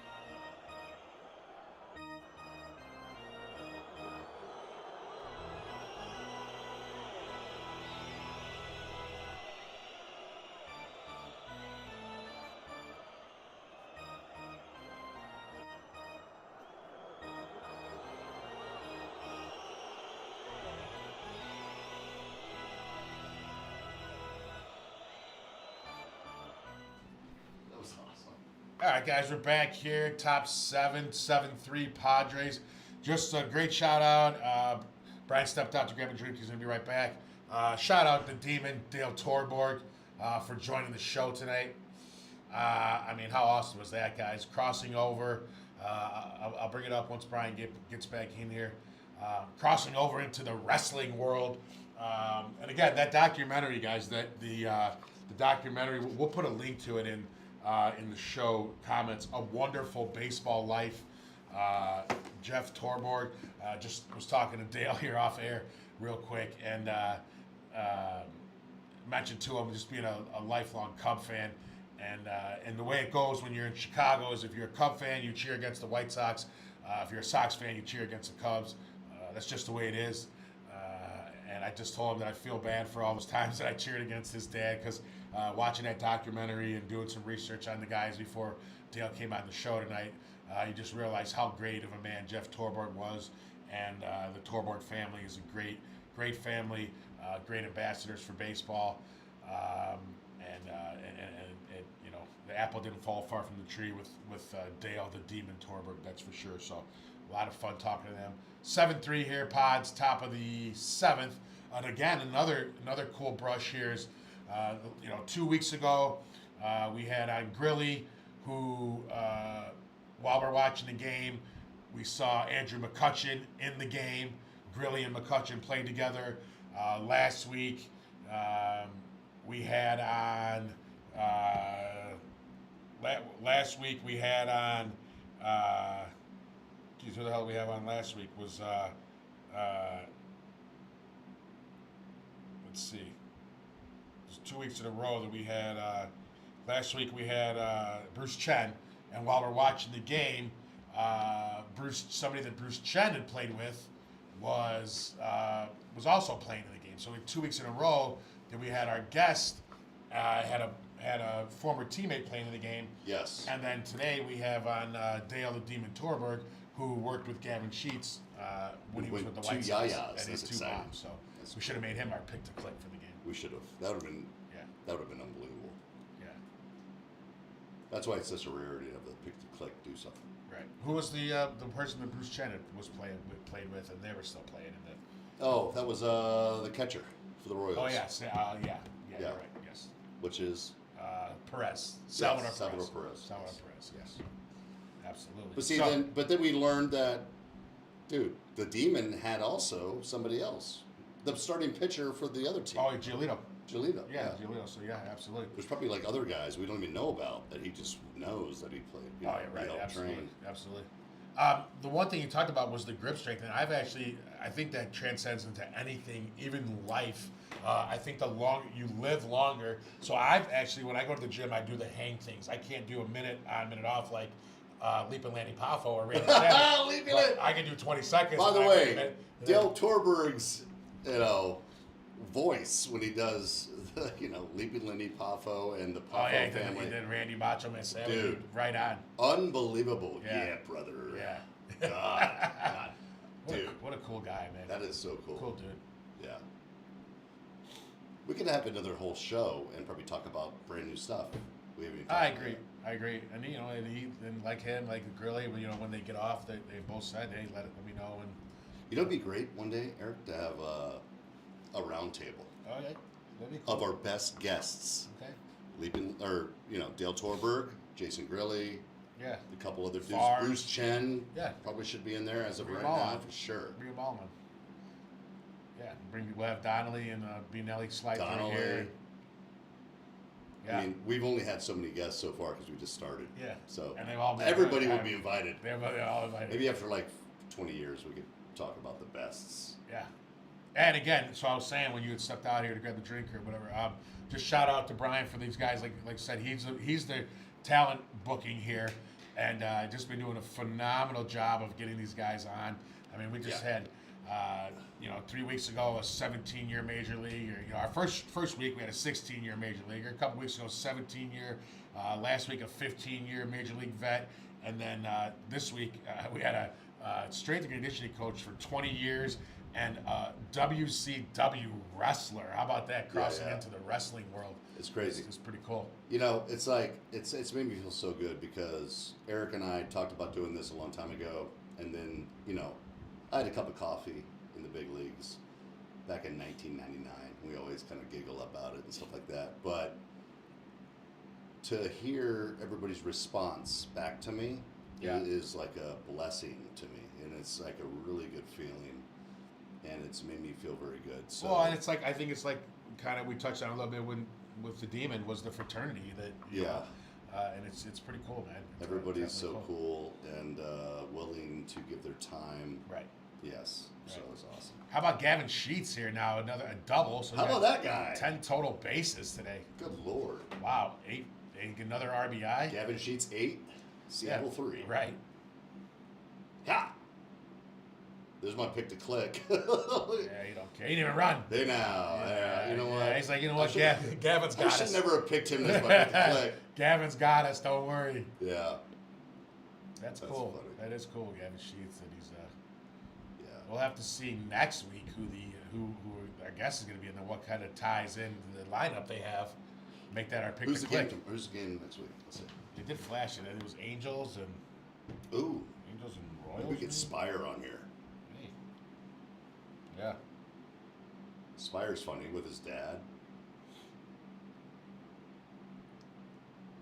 All right, just strike this. Mariners got it. Went to the pen here. We weren't keeping up with it during the interview with the Demon, but we were keeping up with Gavin Sheets hitting bombs. Yeah. And there was some like technical difficulties during that. I wonder Yeah. how it's going to look on this. No, I think his internet was freezing up a little bit. Yeah. I don't think there was anything that we can control there, but that's no problem. We got the gist of everything that he was gist, talking about. sure. And they got the Pahi balance. I'm going to definitely look into those Pahi balance shoes.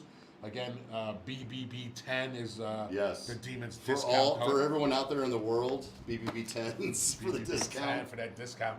Yes. Yeah. Tell And him, Eric Lopez wears size 12 if Tell- you want to mail him to his house. tell him the pen sent you. Yes. I'm gonna try those out. I think it'll help my hip. Yeah, probably would.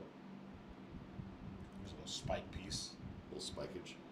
6'6", that guy, huh? He's a big guy. The Demon? Yeah. Yeah. Well, I thought he was like taller than that. Yeah. Maybe. Because if you look at his picture, when he was a wrestler, yoked. Yeah. Yeah. I'm 6'6", but I'm not that. Yeah. Yeah. He's 6'6", 260. Yeah. There's a strike challenge, and it's going to be a strike to end the inning. That's it. That's All it. right, we're going to head to the bottom of the seventh. 8-3 Padres.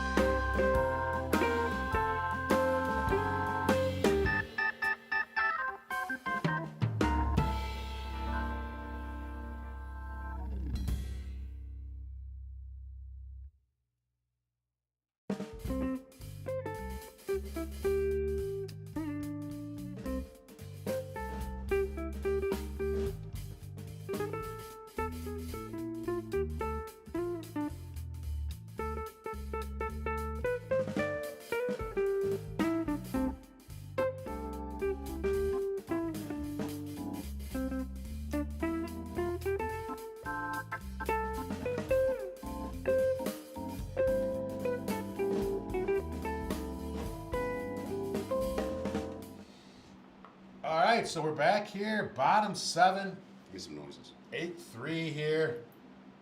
Oh, a little ball up. Base. Cam zone. A little bottom of the 7th piece. One thing we didn't get into, and we saw the chat. Sorry guys, he hopped off, but we're gonna get him back on here, and he'll come back on again, and we'll get to talk to him a little bit more about the 2005 run. We also didn't get to talk to him about working with Madonna and Tom Selleck. So those are some things that we'll talk about next time with the Demon. I'm sure he'll come back on. Yeah. Yeah. A lot of fun. How about that? I mean, he's a Kiss fan, and then later on in life gets to impersonate And Kiss comes to him. Like, he's like, you know. Right, gets That was to a cool portray story. a character. Gets to portray a character of one of his idols, and not only being him directly, kind of being an offshoot of him. So being able to portray his character, but in his own way. Right. And also pretty neat. Put his own little Very spin cool. on things. Very cool. That was incredible. Good pitch. God bless him. Yeah. So we got 2-2 count here in Cam zone. He's 0 for 2 today. This makes me hungry Matsui. for a calzone. Calzone. I want to get I might get a calzone tonight. Yeah, I mean, hey. Oh, he tap he that. tapped, Yes, he tapped, Paul. he You're tapped, welcome. He tapped. We finally got one. We got a tap. Let's see what happens here. Let's see. Ball! Winner, hitter wins the challenge. Atta boy. 1.7 inches Wow. off. Wow. How'd the ump blow that? Typically, like 2 inches off is like way off. Way off. Maybe So, just because that one was down the way it was. Yeah. If you got a good hook, I can Yeah. imagine Yeah. that would happen. Full count here. Probably going to go low in the zone again. Yep. Walked him. Maybe the Mariners will make a little run here. Little run, Johnson. 8-3, put the game over. If I like those unis. White with the little plain white. Yeah, I with do. the I do stripe. like the Mariners uniforms for sure. Yeah. They look good, like nice, clean. One hitter, by the way. Let's talk about that. Again on a Sunday night, we're just seeing. Well, Como se dice three Sunday in Espanol? Domingo. Domingo. 3 runs on 1 hit.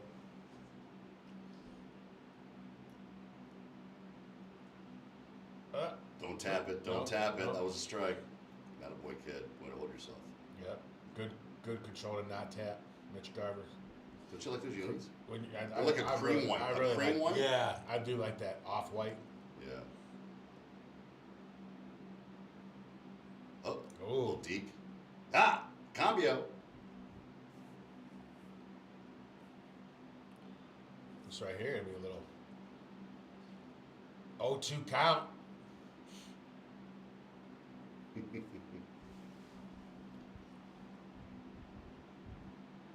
Remind the people of that documentary again. The documentary. It's such a good documentary. The documentary was really good. I mean, obviously we're a baseball fan. I mean, anybody could watch it, but Rock and roll if you're a fan. baseball fan, A Wonderful Baseball Life. A wonderful You baseball can life. search that. Search Jeff Torborg or Yeah, just YouTube. Torborg. Be on YouTube. I think. What'd you say? They're looking to. They're maybe looking to. MLB I mean, to pick that up. or could be something? easily. It's only been out for 8 months, so it could easily be something where it's on a show or a TV channel with rights and all that stuff. I don't know. How about what he said? So, his dad caught. Now, obviously, caught Sandy Koufax's perfect game and a no-hitter by Nolan Ryan. And another no hitter. And I another- forget who it's by. But in addition to that, catching those games, he's the only guy that even caught those 2 guys. Period. Only person that caught both of them Oh, in correct. history. Correct. Yeah. So not only is he the only one to catch those 2, Well, he he's the also only guy caught who caught probably 2 of the best pitchers of all time, no hitters, Wow. and one of them happened to be a perfect game. Wow. So Sandy Koufax, maybe the best left-handed pitcher of all time. Nolan Ryan, maybe the best right-handed pitcher of all time. No hitter, perfect game, caught them both. Wow. Unbelievable. It's incredible.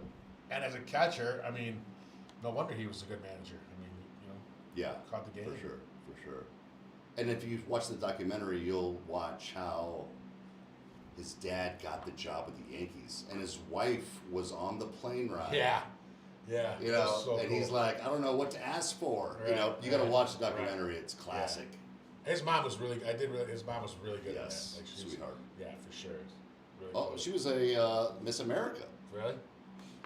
I think she was in that kind of thing. She was in Miss America and stuff like that. I mean, Jeff is an all-American guy, so. There you go. Oh, got him. Wow, Nope. that looked like it was blasted. It did.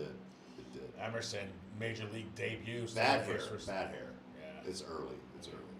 Oh, is that the guy? Yeah, Major League Debut guy. Yeah, debut. This isn't AAA, but. See, it's Tacoma. Yeah. If that's still there. Oh yeah, that's what he was scheduled to play in Tacoma today. They called him out. Who we got here? Rivas. Luis Rivas? Luis Rivas. No, this guy, is he hitting for Crawford? He is. Took Crawford out of the game. Carlos Zambrano, they're talking about him. Are they? Crazy moments during that series. Michael Barrett, AJ Przinsky. Oh, yeah, that was a big deal. Remember that? At home plate? They were like, yeah, credit to the fisticuffs. White Sox. Dude, this guy's dealing with his little finish, 92, which seems like 102. And again, so they're talking about Przinsky. We just talked about challenging Przinsky. that pitch. That was a strike. That's a bad challenge by him. Yeah. Dang. J-Rod That was challenged a it? great pitch. That's not J-Rod. This is Rivas. Rivas. There's no He's off the crying in bench. baseball. He's off the bench. Yeah. That's why he challenged it. Right. His eyes aren't red. Dang, he came off the bench challenging That's it? embarrassing. Yeah. A little Terry Mulholland move right there. They might have I like that move. They might have a rule from now on. Nobody off the bench can challenge. Yeah, don't challenge because you have no idea what you're thinking. 8-3. Look at number one. His name's he's one, like I've never seen one. Oh, Two pop. Tip up. Little F7. All right. That's going to take us to the top of the 8th. Take it with him.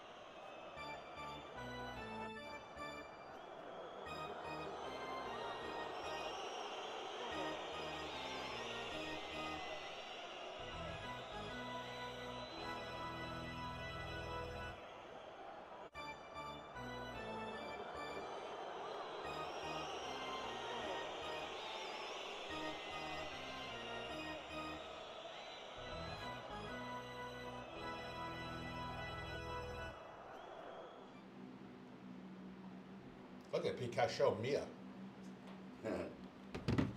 And we're back here, top 8.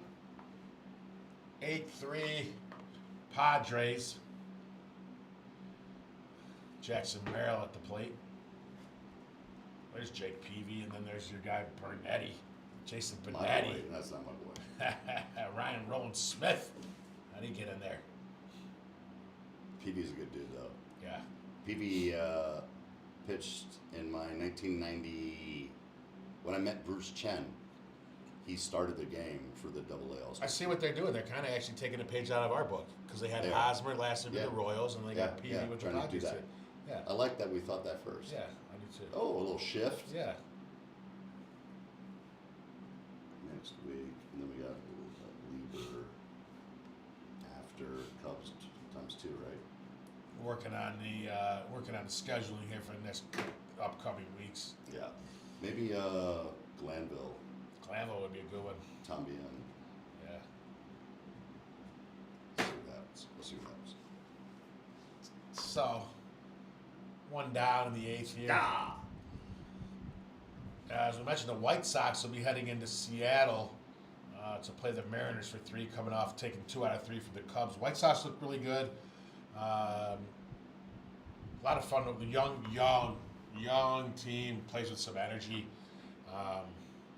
Watched a couple of the games over the weekend. Put a little action on the White Sox at the Harris Sportsbook. You gotta be excited, E, to be heading out to Florida. Headed out to Florida next Sunday. We're gonna do the show, and then right after the show, we're gonna head out to take Cameron. Shout out Cam to go play in the Hangout League, The Hangout League. Pensacola, Florida. That's kind of cool. Summer League, yeah, and gonna get back to having some fun playing baseball again. So that's what he needs. Awesome. Everybody needs that. Everybody should be having fun playing Yeah. baseball. Yeah. All you parents out there, you want to know. You always ask, what should the kids be learning or what should they be doing? They should be having fun. That's it. That's it. You're 6 years old to 12 years old, 13 years old. You should be having fun playing baseball. Don't Or having fun doing something. do something. Doesn't have to be baseball, right? Yeah. Whatever. If you're playing a sport, have fun doing it. Right. Basically. Or not even a sport. No, right. Anything. Yeah, right. It could be an instrument or Yeah. You could be Whatever- singing. You could be whatever making you're doing. music. You could be mixing music. You could be yeah, just active. yeah. Make sure they're having fun. Waking up early every day to do something. Do something and have fun doing it. Yeah. Don't make it a job for these guys.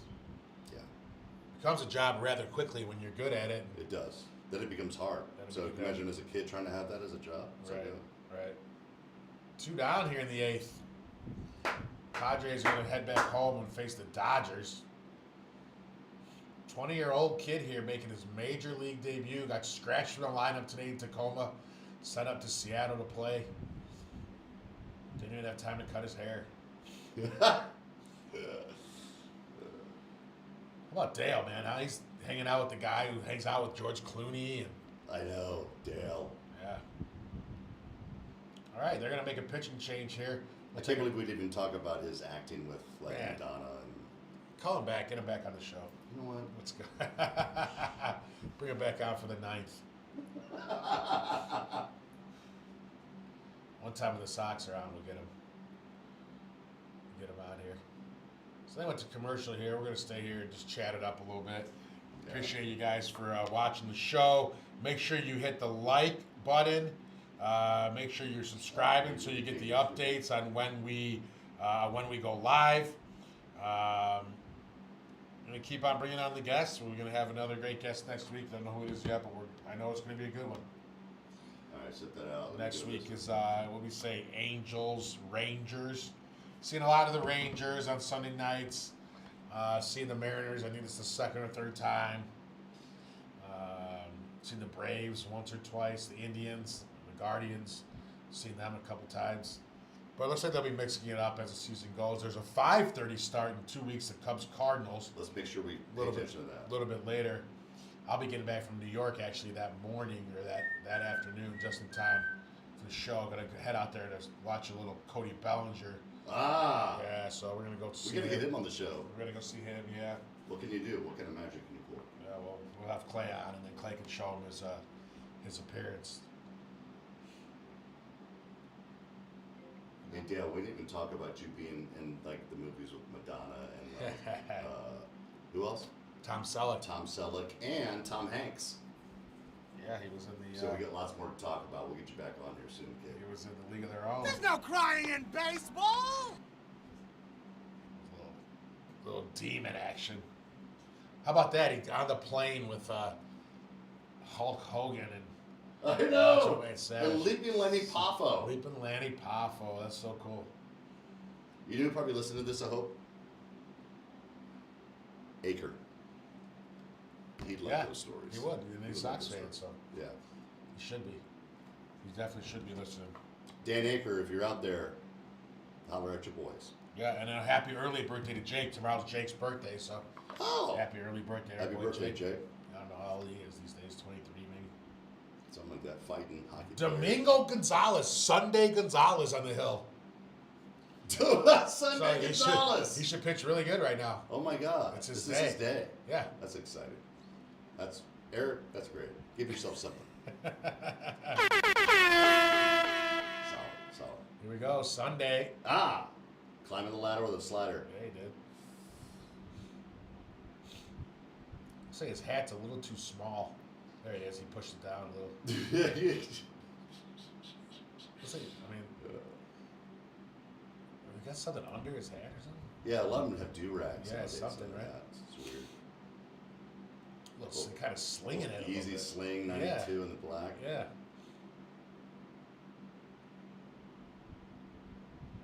I wonder how long it'll be until Pahi comes out with some cleats. You know? Yeah, sorry, I snorted. Ha! Oh, Wow. that's dirty. That looked like it was going to be a He should slider. have swung at that and he that broke thing his just- foot. That thing just tailed back That was in. two seam Nasty. Wow. Not a big fan of that color hat. I mean, why? It's kind of blasé. Why are they wearing these? And I'm things? colorblind, but Both teams are wearing them. Is this for Memorial Week? I don't get. blasé hats. Yeah, what is the deal with the green hats?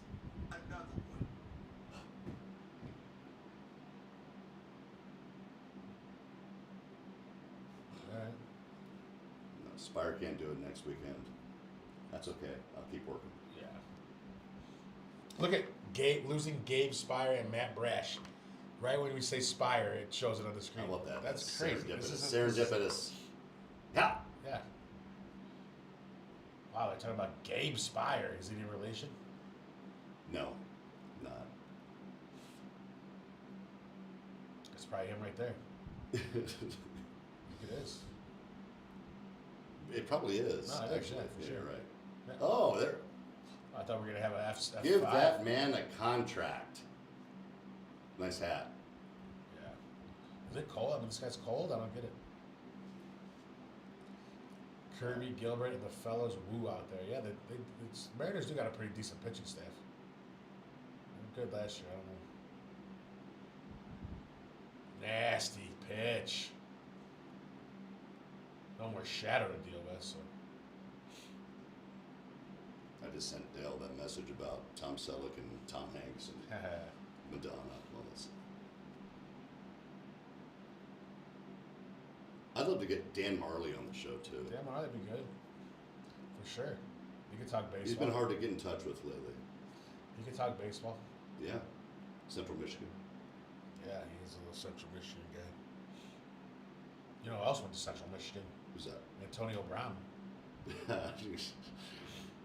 Yeah, he did. You're right. Be cool to get him on the show too. That would be great. Yeah. Those choppers. Little chiclets. Yeah. 1-2 count here from Domingo Gonzalez. Oh! Good eye, Blue. Wow. Great no call by the ump. Wow. You think they ever like the umps get back like at night and they watch the replay of the game? John Liebert. They go watch the replay of the game. And, oh, yeah. That'll do it for the top of the 8th. See you back from the bottom.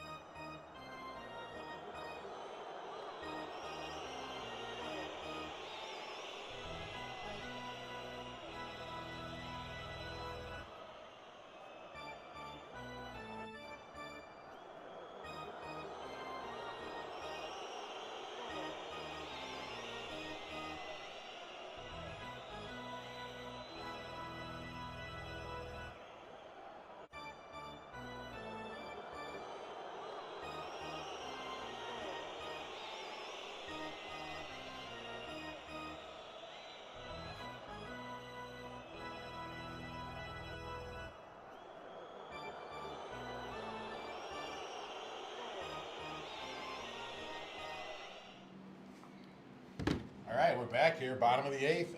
8-3 Padres. Roof open there. Nice night in Seattle. It's one place I haven't been to, Seattle. I've been to Tacoma, but not Seattle. Shout out JT Hardy. Played at Tacoma Junior College. JT Hardy. Yeah. He was playing up He there. ended up being a good player. Yeah, good player. Good player. He played for me for a while. Left-handed hitter. Yeah. Yeah. His dad, I just seen, so J.R. Ritchie pitches for the Atlanta Braves, who's from the same area up there, went to the same high school that Chris went to. Well, and the same high school that JT ended up going up to. Did he miss the bag? No. Ooh. And they were showing J.R. Ritchie was pitching against the Mariners. J.R. Ritchie, are you sure that's his name? Yeah, he was. Wasn't he pitching. like a guy who threw like 105 miles an hour? Like a long time ago? That's Bill Ritchie maybe, or Bob Ritchie or something? I think it was J.R. There Ritchie. was J.R. Richard was the guy that threw. J.R. Richards, I think, was the guy that threw hard. Yeah. But yeah, J.R. Ritchie is a kid that finally made his debut. He's pitched 3 games now, or 4 maybe. And they were going to commercial. They showed the skybox up in right field where all the J.R. Ritchie's family and stuff was. And then you saw Chris Hardy, JT's dad, like cheering for him. Really? Yeah, so That's I took a picture of it and sent it to him. Oh, that's badass. Yeah. Yeah, they had been talking about JR since he was pitching in the high school playoffs up there in Seattle. That's cool. Jake Peavy, Little and I used to Pete sling Johnson. it. He was a White Sox as well. Yeah. Yeah, wasn't he on the? Yeah, was he he on was. the 05 He team? was yeah. Yeah, I mean he worked with fucking. He worked with fucking. Yeah, that's another one. Yeah, he worked Yeah. with the Demon too. Yep. Look at that sinker 99. You can tell. This guy looks like K-Rod with a little weight on him. Yeah. Brought him in to face Randy. I guess he's gonna go for a. He's gonna pitch the 8th and 9th because nobody just brought him in to pitch this. Wearing 72. Speaking of Carlton Fisk, he's got Carlton Fisk's old number on. Yeah. Hanging out with Dale at his house. Yeah. Talking about wrestling when he's 5. He's excited. Like, what? That's, I mean, it's like so crazy just to hear, you know. I mean, I loved Carlton Fisk. That's back when I still liked the White Sox, '83. Yeah. I used to love watching that guy. And, you know, and then you hear this guy just telling a story about Fisk is in his living But it's room. similar. It's kind of similar to here a little bit. Yeah, for Your sure. kids hang out with Spivey, you know what I'm saying? Right. Like stuff like yeah, that. Right. That's what I mean. It's cool. I feel, yeah, living in it too. You know. Yeah. What happened here? You let that play him, or He did the right thing. He charged it. just missed it? Huh? Closed his glove. His pants are a little bit too high. He's watching the replay to see. So we got bottom 8 here, 2 down.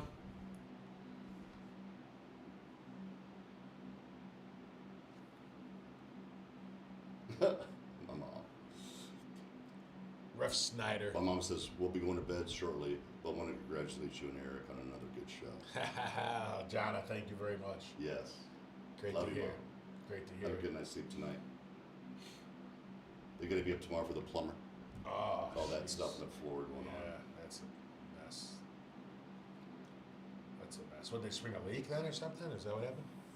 Yes, I mean, I don't even really know the whole story. Yeah. Just something happened bad Bad. on the bottom level. And Yeah, we had that happen here. Our RO system leaked. And oh, he throws that away. That's the second bad throw we've seen on a pickoff move. Randy Riley pulls up at 2. Smart play. You don't want to be the third out at third base. right. Does he look like a K-Rod? He does look like K-Rod. That's Wow. a bad He almost toss. hit the Great ump. job by the umpire. to Yeah, get that out was of the a way. great job Got by a the shin umpire. burner.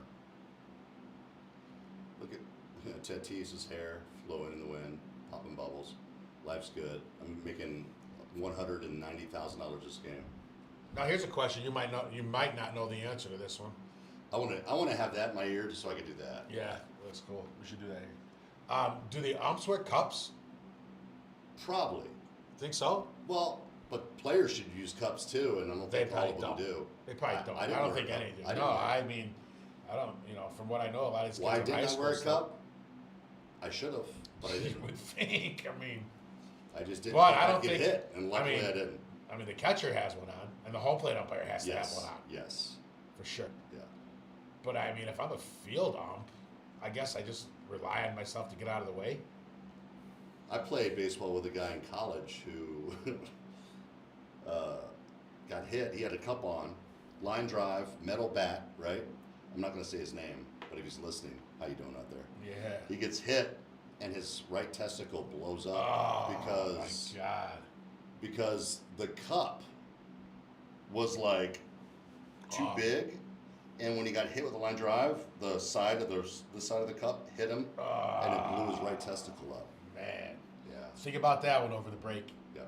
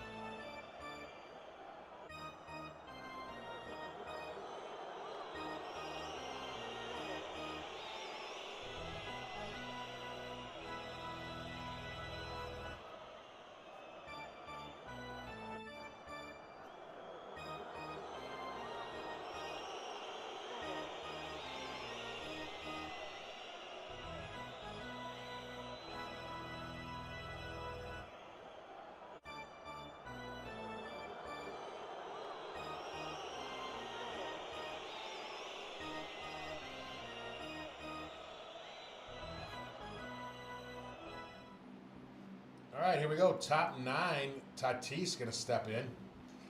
Again, another guy that I think the demon said. Oops, too high. The demon said he babysat him pretty much, right? Something. Yeah. Fly out. I tell you, He knew his dad real well, like I did. Yeah. Well, I didn't know his dad real well. I pitched against him. Yeah. Man, I don't know. To me, either he's just so good and he just looks so nonchalant, or he just really doesn't put in as much effort as he could. I'm not sure. I don't want to bag on the guy. He's a great ball I player. hear what you're saying. I just- think that it's the first thing you said, Yeah. because Yeah, he really was like, he's really good, and he was that way when he was really good. You know what I'm saying? He's just in a funk. Yeah, I think so. Just makes the game. There's that like 6-7 thing, right? What do? Do you like change your whole mindset and become something you're not Right. just because? Right. He doesn't look happy himself, so he looks like Right. he's maybe pressing or something right now. You think he's happy that he's at second base now instead of right field? It's Weird. It's like I've never seen a guy go that way. Yeah, he was at short before, then went to right, then went to second.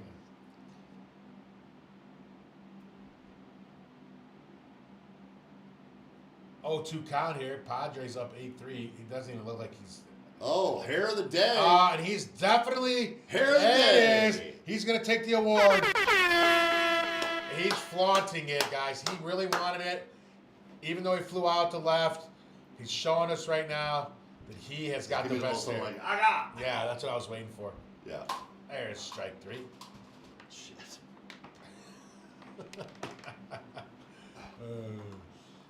I don't need this anymore, Lynn. No, there he is. He flipped it back. We didn't get to There see you it. go. There he is. Junk.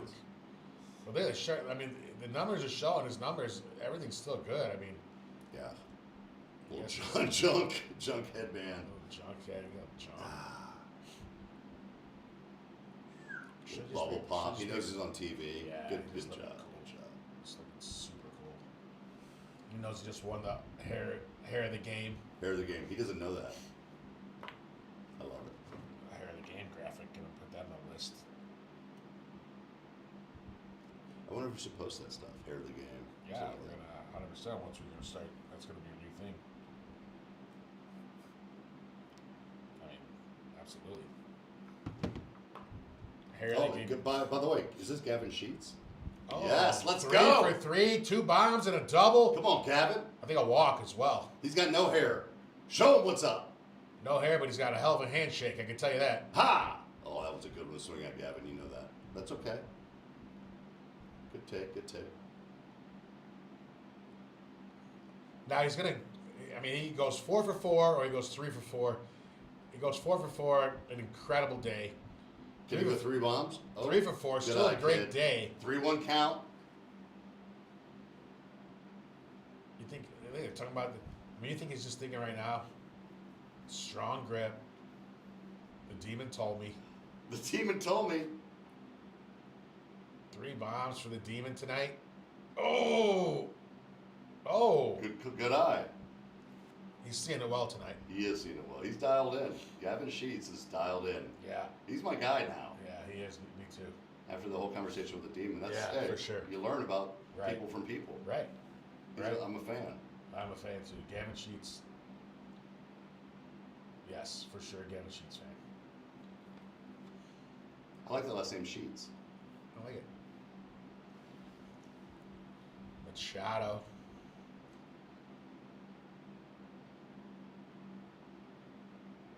He's like, I'll just stay right here. Yeah. We're up by 5. Yeah.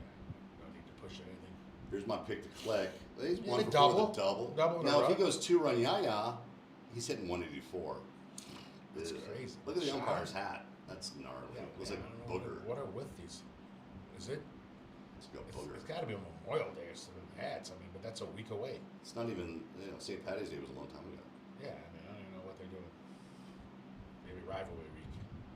Rivalry week. That's a hard one to say. Like Rivalry week. Rivalry. Rivalry week. Rivalry week. It's easier to say in Spanish. La semana Probably de is. rivalry week. Rivalry. Oh! Get! Oh, what a grab by a Rosa Randy with the grab. And that'll take us to the bottom of the 9th. See you after the break. Randy with the grab. Attaboy, Randy.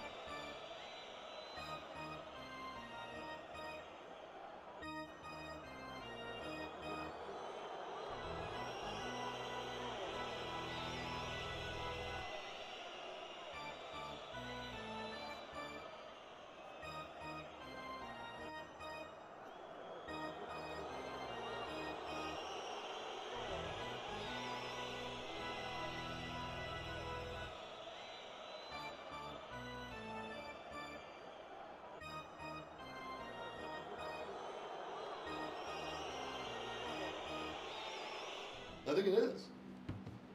Dr. Oz at the game tonight, calling in for Seattle. Or his lookalike. Rick Riz. That's Rick Riz, yeah. Rick Riz. Not to be confused with Anthony You know he Rizzo. goes into places and they're like Dr. Oz. He's like, nah, man. Is that a or toupee? maybe I mean, I can't tell if that's a toupee or that's real hair. Possible toupee. Possibly toupee, yeah. I mean, he is retiring after this season, so. Rick Rizzis. Rizzis? He's got good hair though. That's what I'm wondering. Is it real? I think it's real. Okay. I do. Oh, is this a new good hair award? Rick Riz? Rick Riz. Rick Riz off the field hair award. We're gonna give a what is it? Honorary good hair of the game going to Rick Riz. That boy Riz. So we have Cole Young. He's 0 for 3. All one count. Now this guy, yeah, Rodriguez is still in. K-Rod. Dude, he's doing lenience. Little Sucio. Let's see what his name is, so we know what Roddy is. I like that. I like the whole ear thing. He comes set. Yeah. Cambio. Oh, that is, dude. That's a nasty pitch. Yeah, it's like a screwball. Bradgley. His name's Bradgley. Bradgley. Bradgley Rodriguez. Gradually, I Yeah. approach the Yeah. microphone Yeah. because I'm not no joke. I think it's probably his dad had a couple too many. Bradgley. One night, dad came home from work. Should be his and said, name. what are we gonna name him? Gradually? Bradgley. Yeah, we had him And his over mom was like, time. all right. Gradually? No, Bradgley. gradually. Bradgley. Yeah. B-Rod, we're gonna call him. Now see, he does the thing, the pump, A little bit. the tap. Yeah. Well, Rick Riz. Yeah. Rick Riz. 41st and final season for Riz. At least he got to go to the World Series last year. That's Oh no, cool. it wasn't. That was the Blue Jays. He went to the playoffs. So Well, if they've ever been in the World Series, it's been there ACLS. You're right. 41 years. I don't think they have. I think they're one of the teams that haven't. Aren't these like the two teams that have never been to the World Series? Maybe. Padres have never been to the World Series. Have Mariners. Look at this. All I did was type "have Mariners" and it comes right up. It's listening to us. Seattle Mariners have never been to the World Series. Oh no, the Padres were. Didn't they go in '84? Oh, umpire hit in the face. Yeah, '84 they lost to the Tigers. In '98 they were swept by the Yankees. So Padres have been there twice, lost both. Mariners never been there. Maybe that's why they're a rivalry. There you go. Look at this. Oh, that was more of a shoulder, Yeah. Johnson. Yeah. Look at that person. Nice hat. Yeah, who needs a collarbone? I'm all right. Yeah. I'm right-handed. Yeah. Yeah. This is Chad Fairchild. Little Two Dominic. Chads on the Chad the and team. Chad. Chad Fairchild and Chad Whitson. Hey, we got the Chads tonight. Well, hanging Chad. Yeah, it's gonna hurt later. Yeah. Up in a couple Coors Lights won't help. Yeah, I'll be all right. Fastball white. Ah! Change up. Nasty. Man, he's swinging. I'd throw it again. Yeah. Maybe just a little down, but Yeah. A little lower. That's a good call.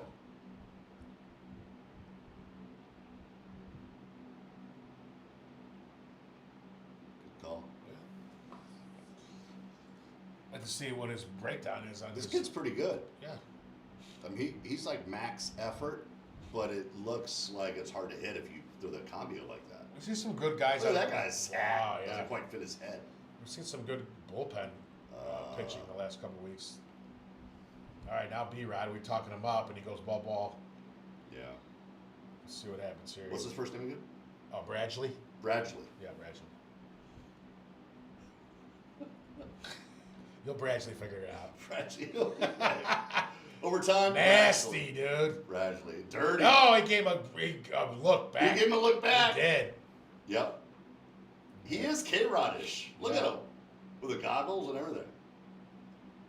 Yeah. Man, That's dirty. it is. Look at what it just said. Reminds us of a K-Rod. Did it say that? Yes, look at the glasses, but look at the change. They literally Dude, that's just said it. crazy. We might as well be calling the game for them. You know what I'm saying? This is why you don't need to listen to them. They probably listen to our podcast. Probably. Like, yeah.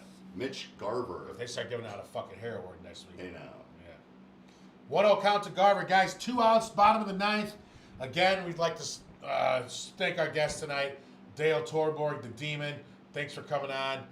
Man, it was really great to have you. Another great show tonight, Brian. Good job. Thank you. Of lining it up. Dale, I appreciate you, brother. Yes, sir. Thank you very much. Sox took awesome. 2 out of 3 from the Cubs. That was for you, Dale. Yeah. Jeff Torborg, rest in peace. Guys, go watch that I documentary. wish I would have met him. And go watch the documentary, and you'll all feel the same. I promise Absolutely. Absolutely. A wonderful baseball life. you. Yes. Again, that code for the PahiUSA.com Pahi. shoes. Yes. BBB10, the number 10. BBB10. Yes. Go get yourself a pair. Yeah, get a pair. I'm going to order a pair. I'm going to try to work on my balance.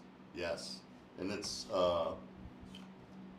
balance beyond belief. Balance beyond belief. Yeah. That's right. Could all be balanced. 1 hit still for the Mariners. That's exciting. Well, hanging slider. And it'll end that way. That's it. All right, guys. Another episode of The Pen wrapped up. Thank you very much for joining us. You guys have yourself a great week. Yeah, we back on Sunday night. The pen in the pocket, keep the heat up right. BMac, E Lop in the booth tonight. Step to the mic, let the whole game ride. The pen, let it rip, let it fly. BMac and E Lop, we live tonight.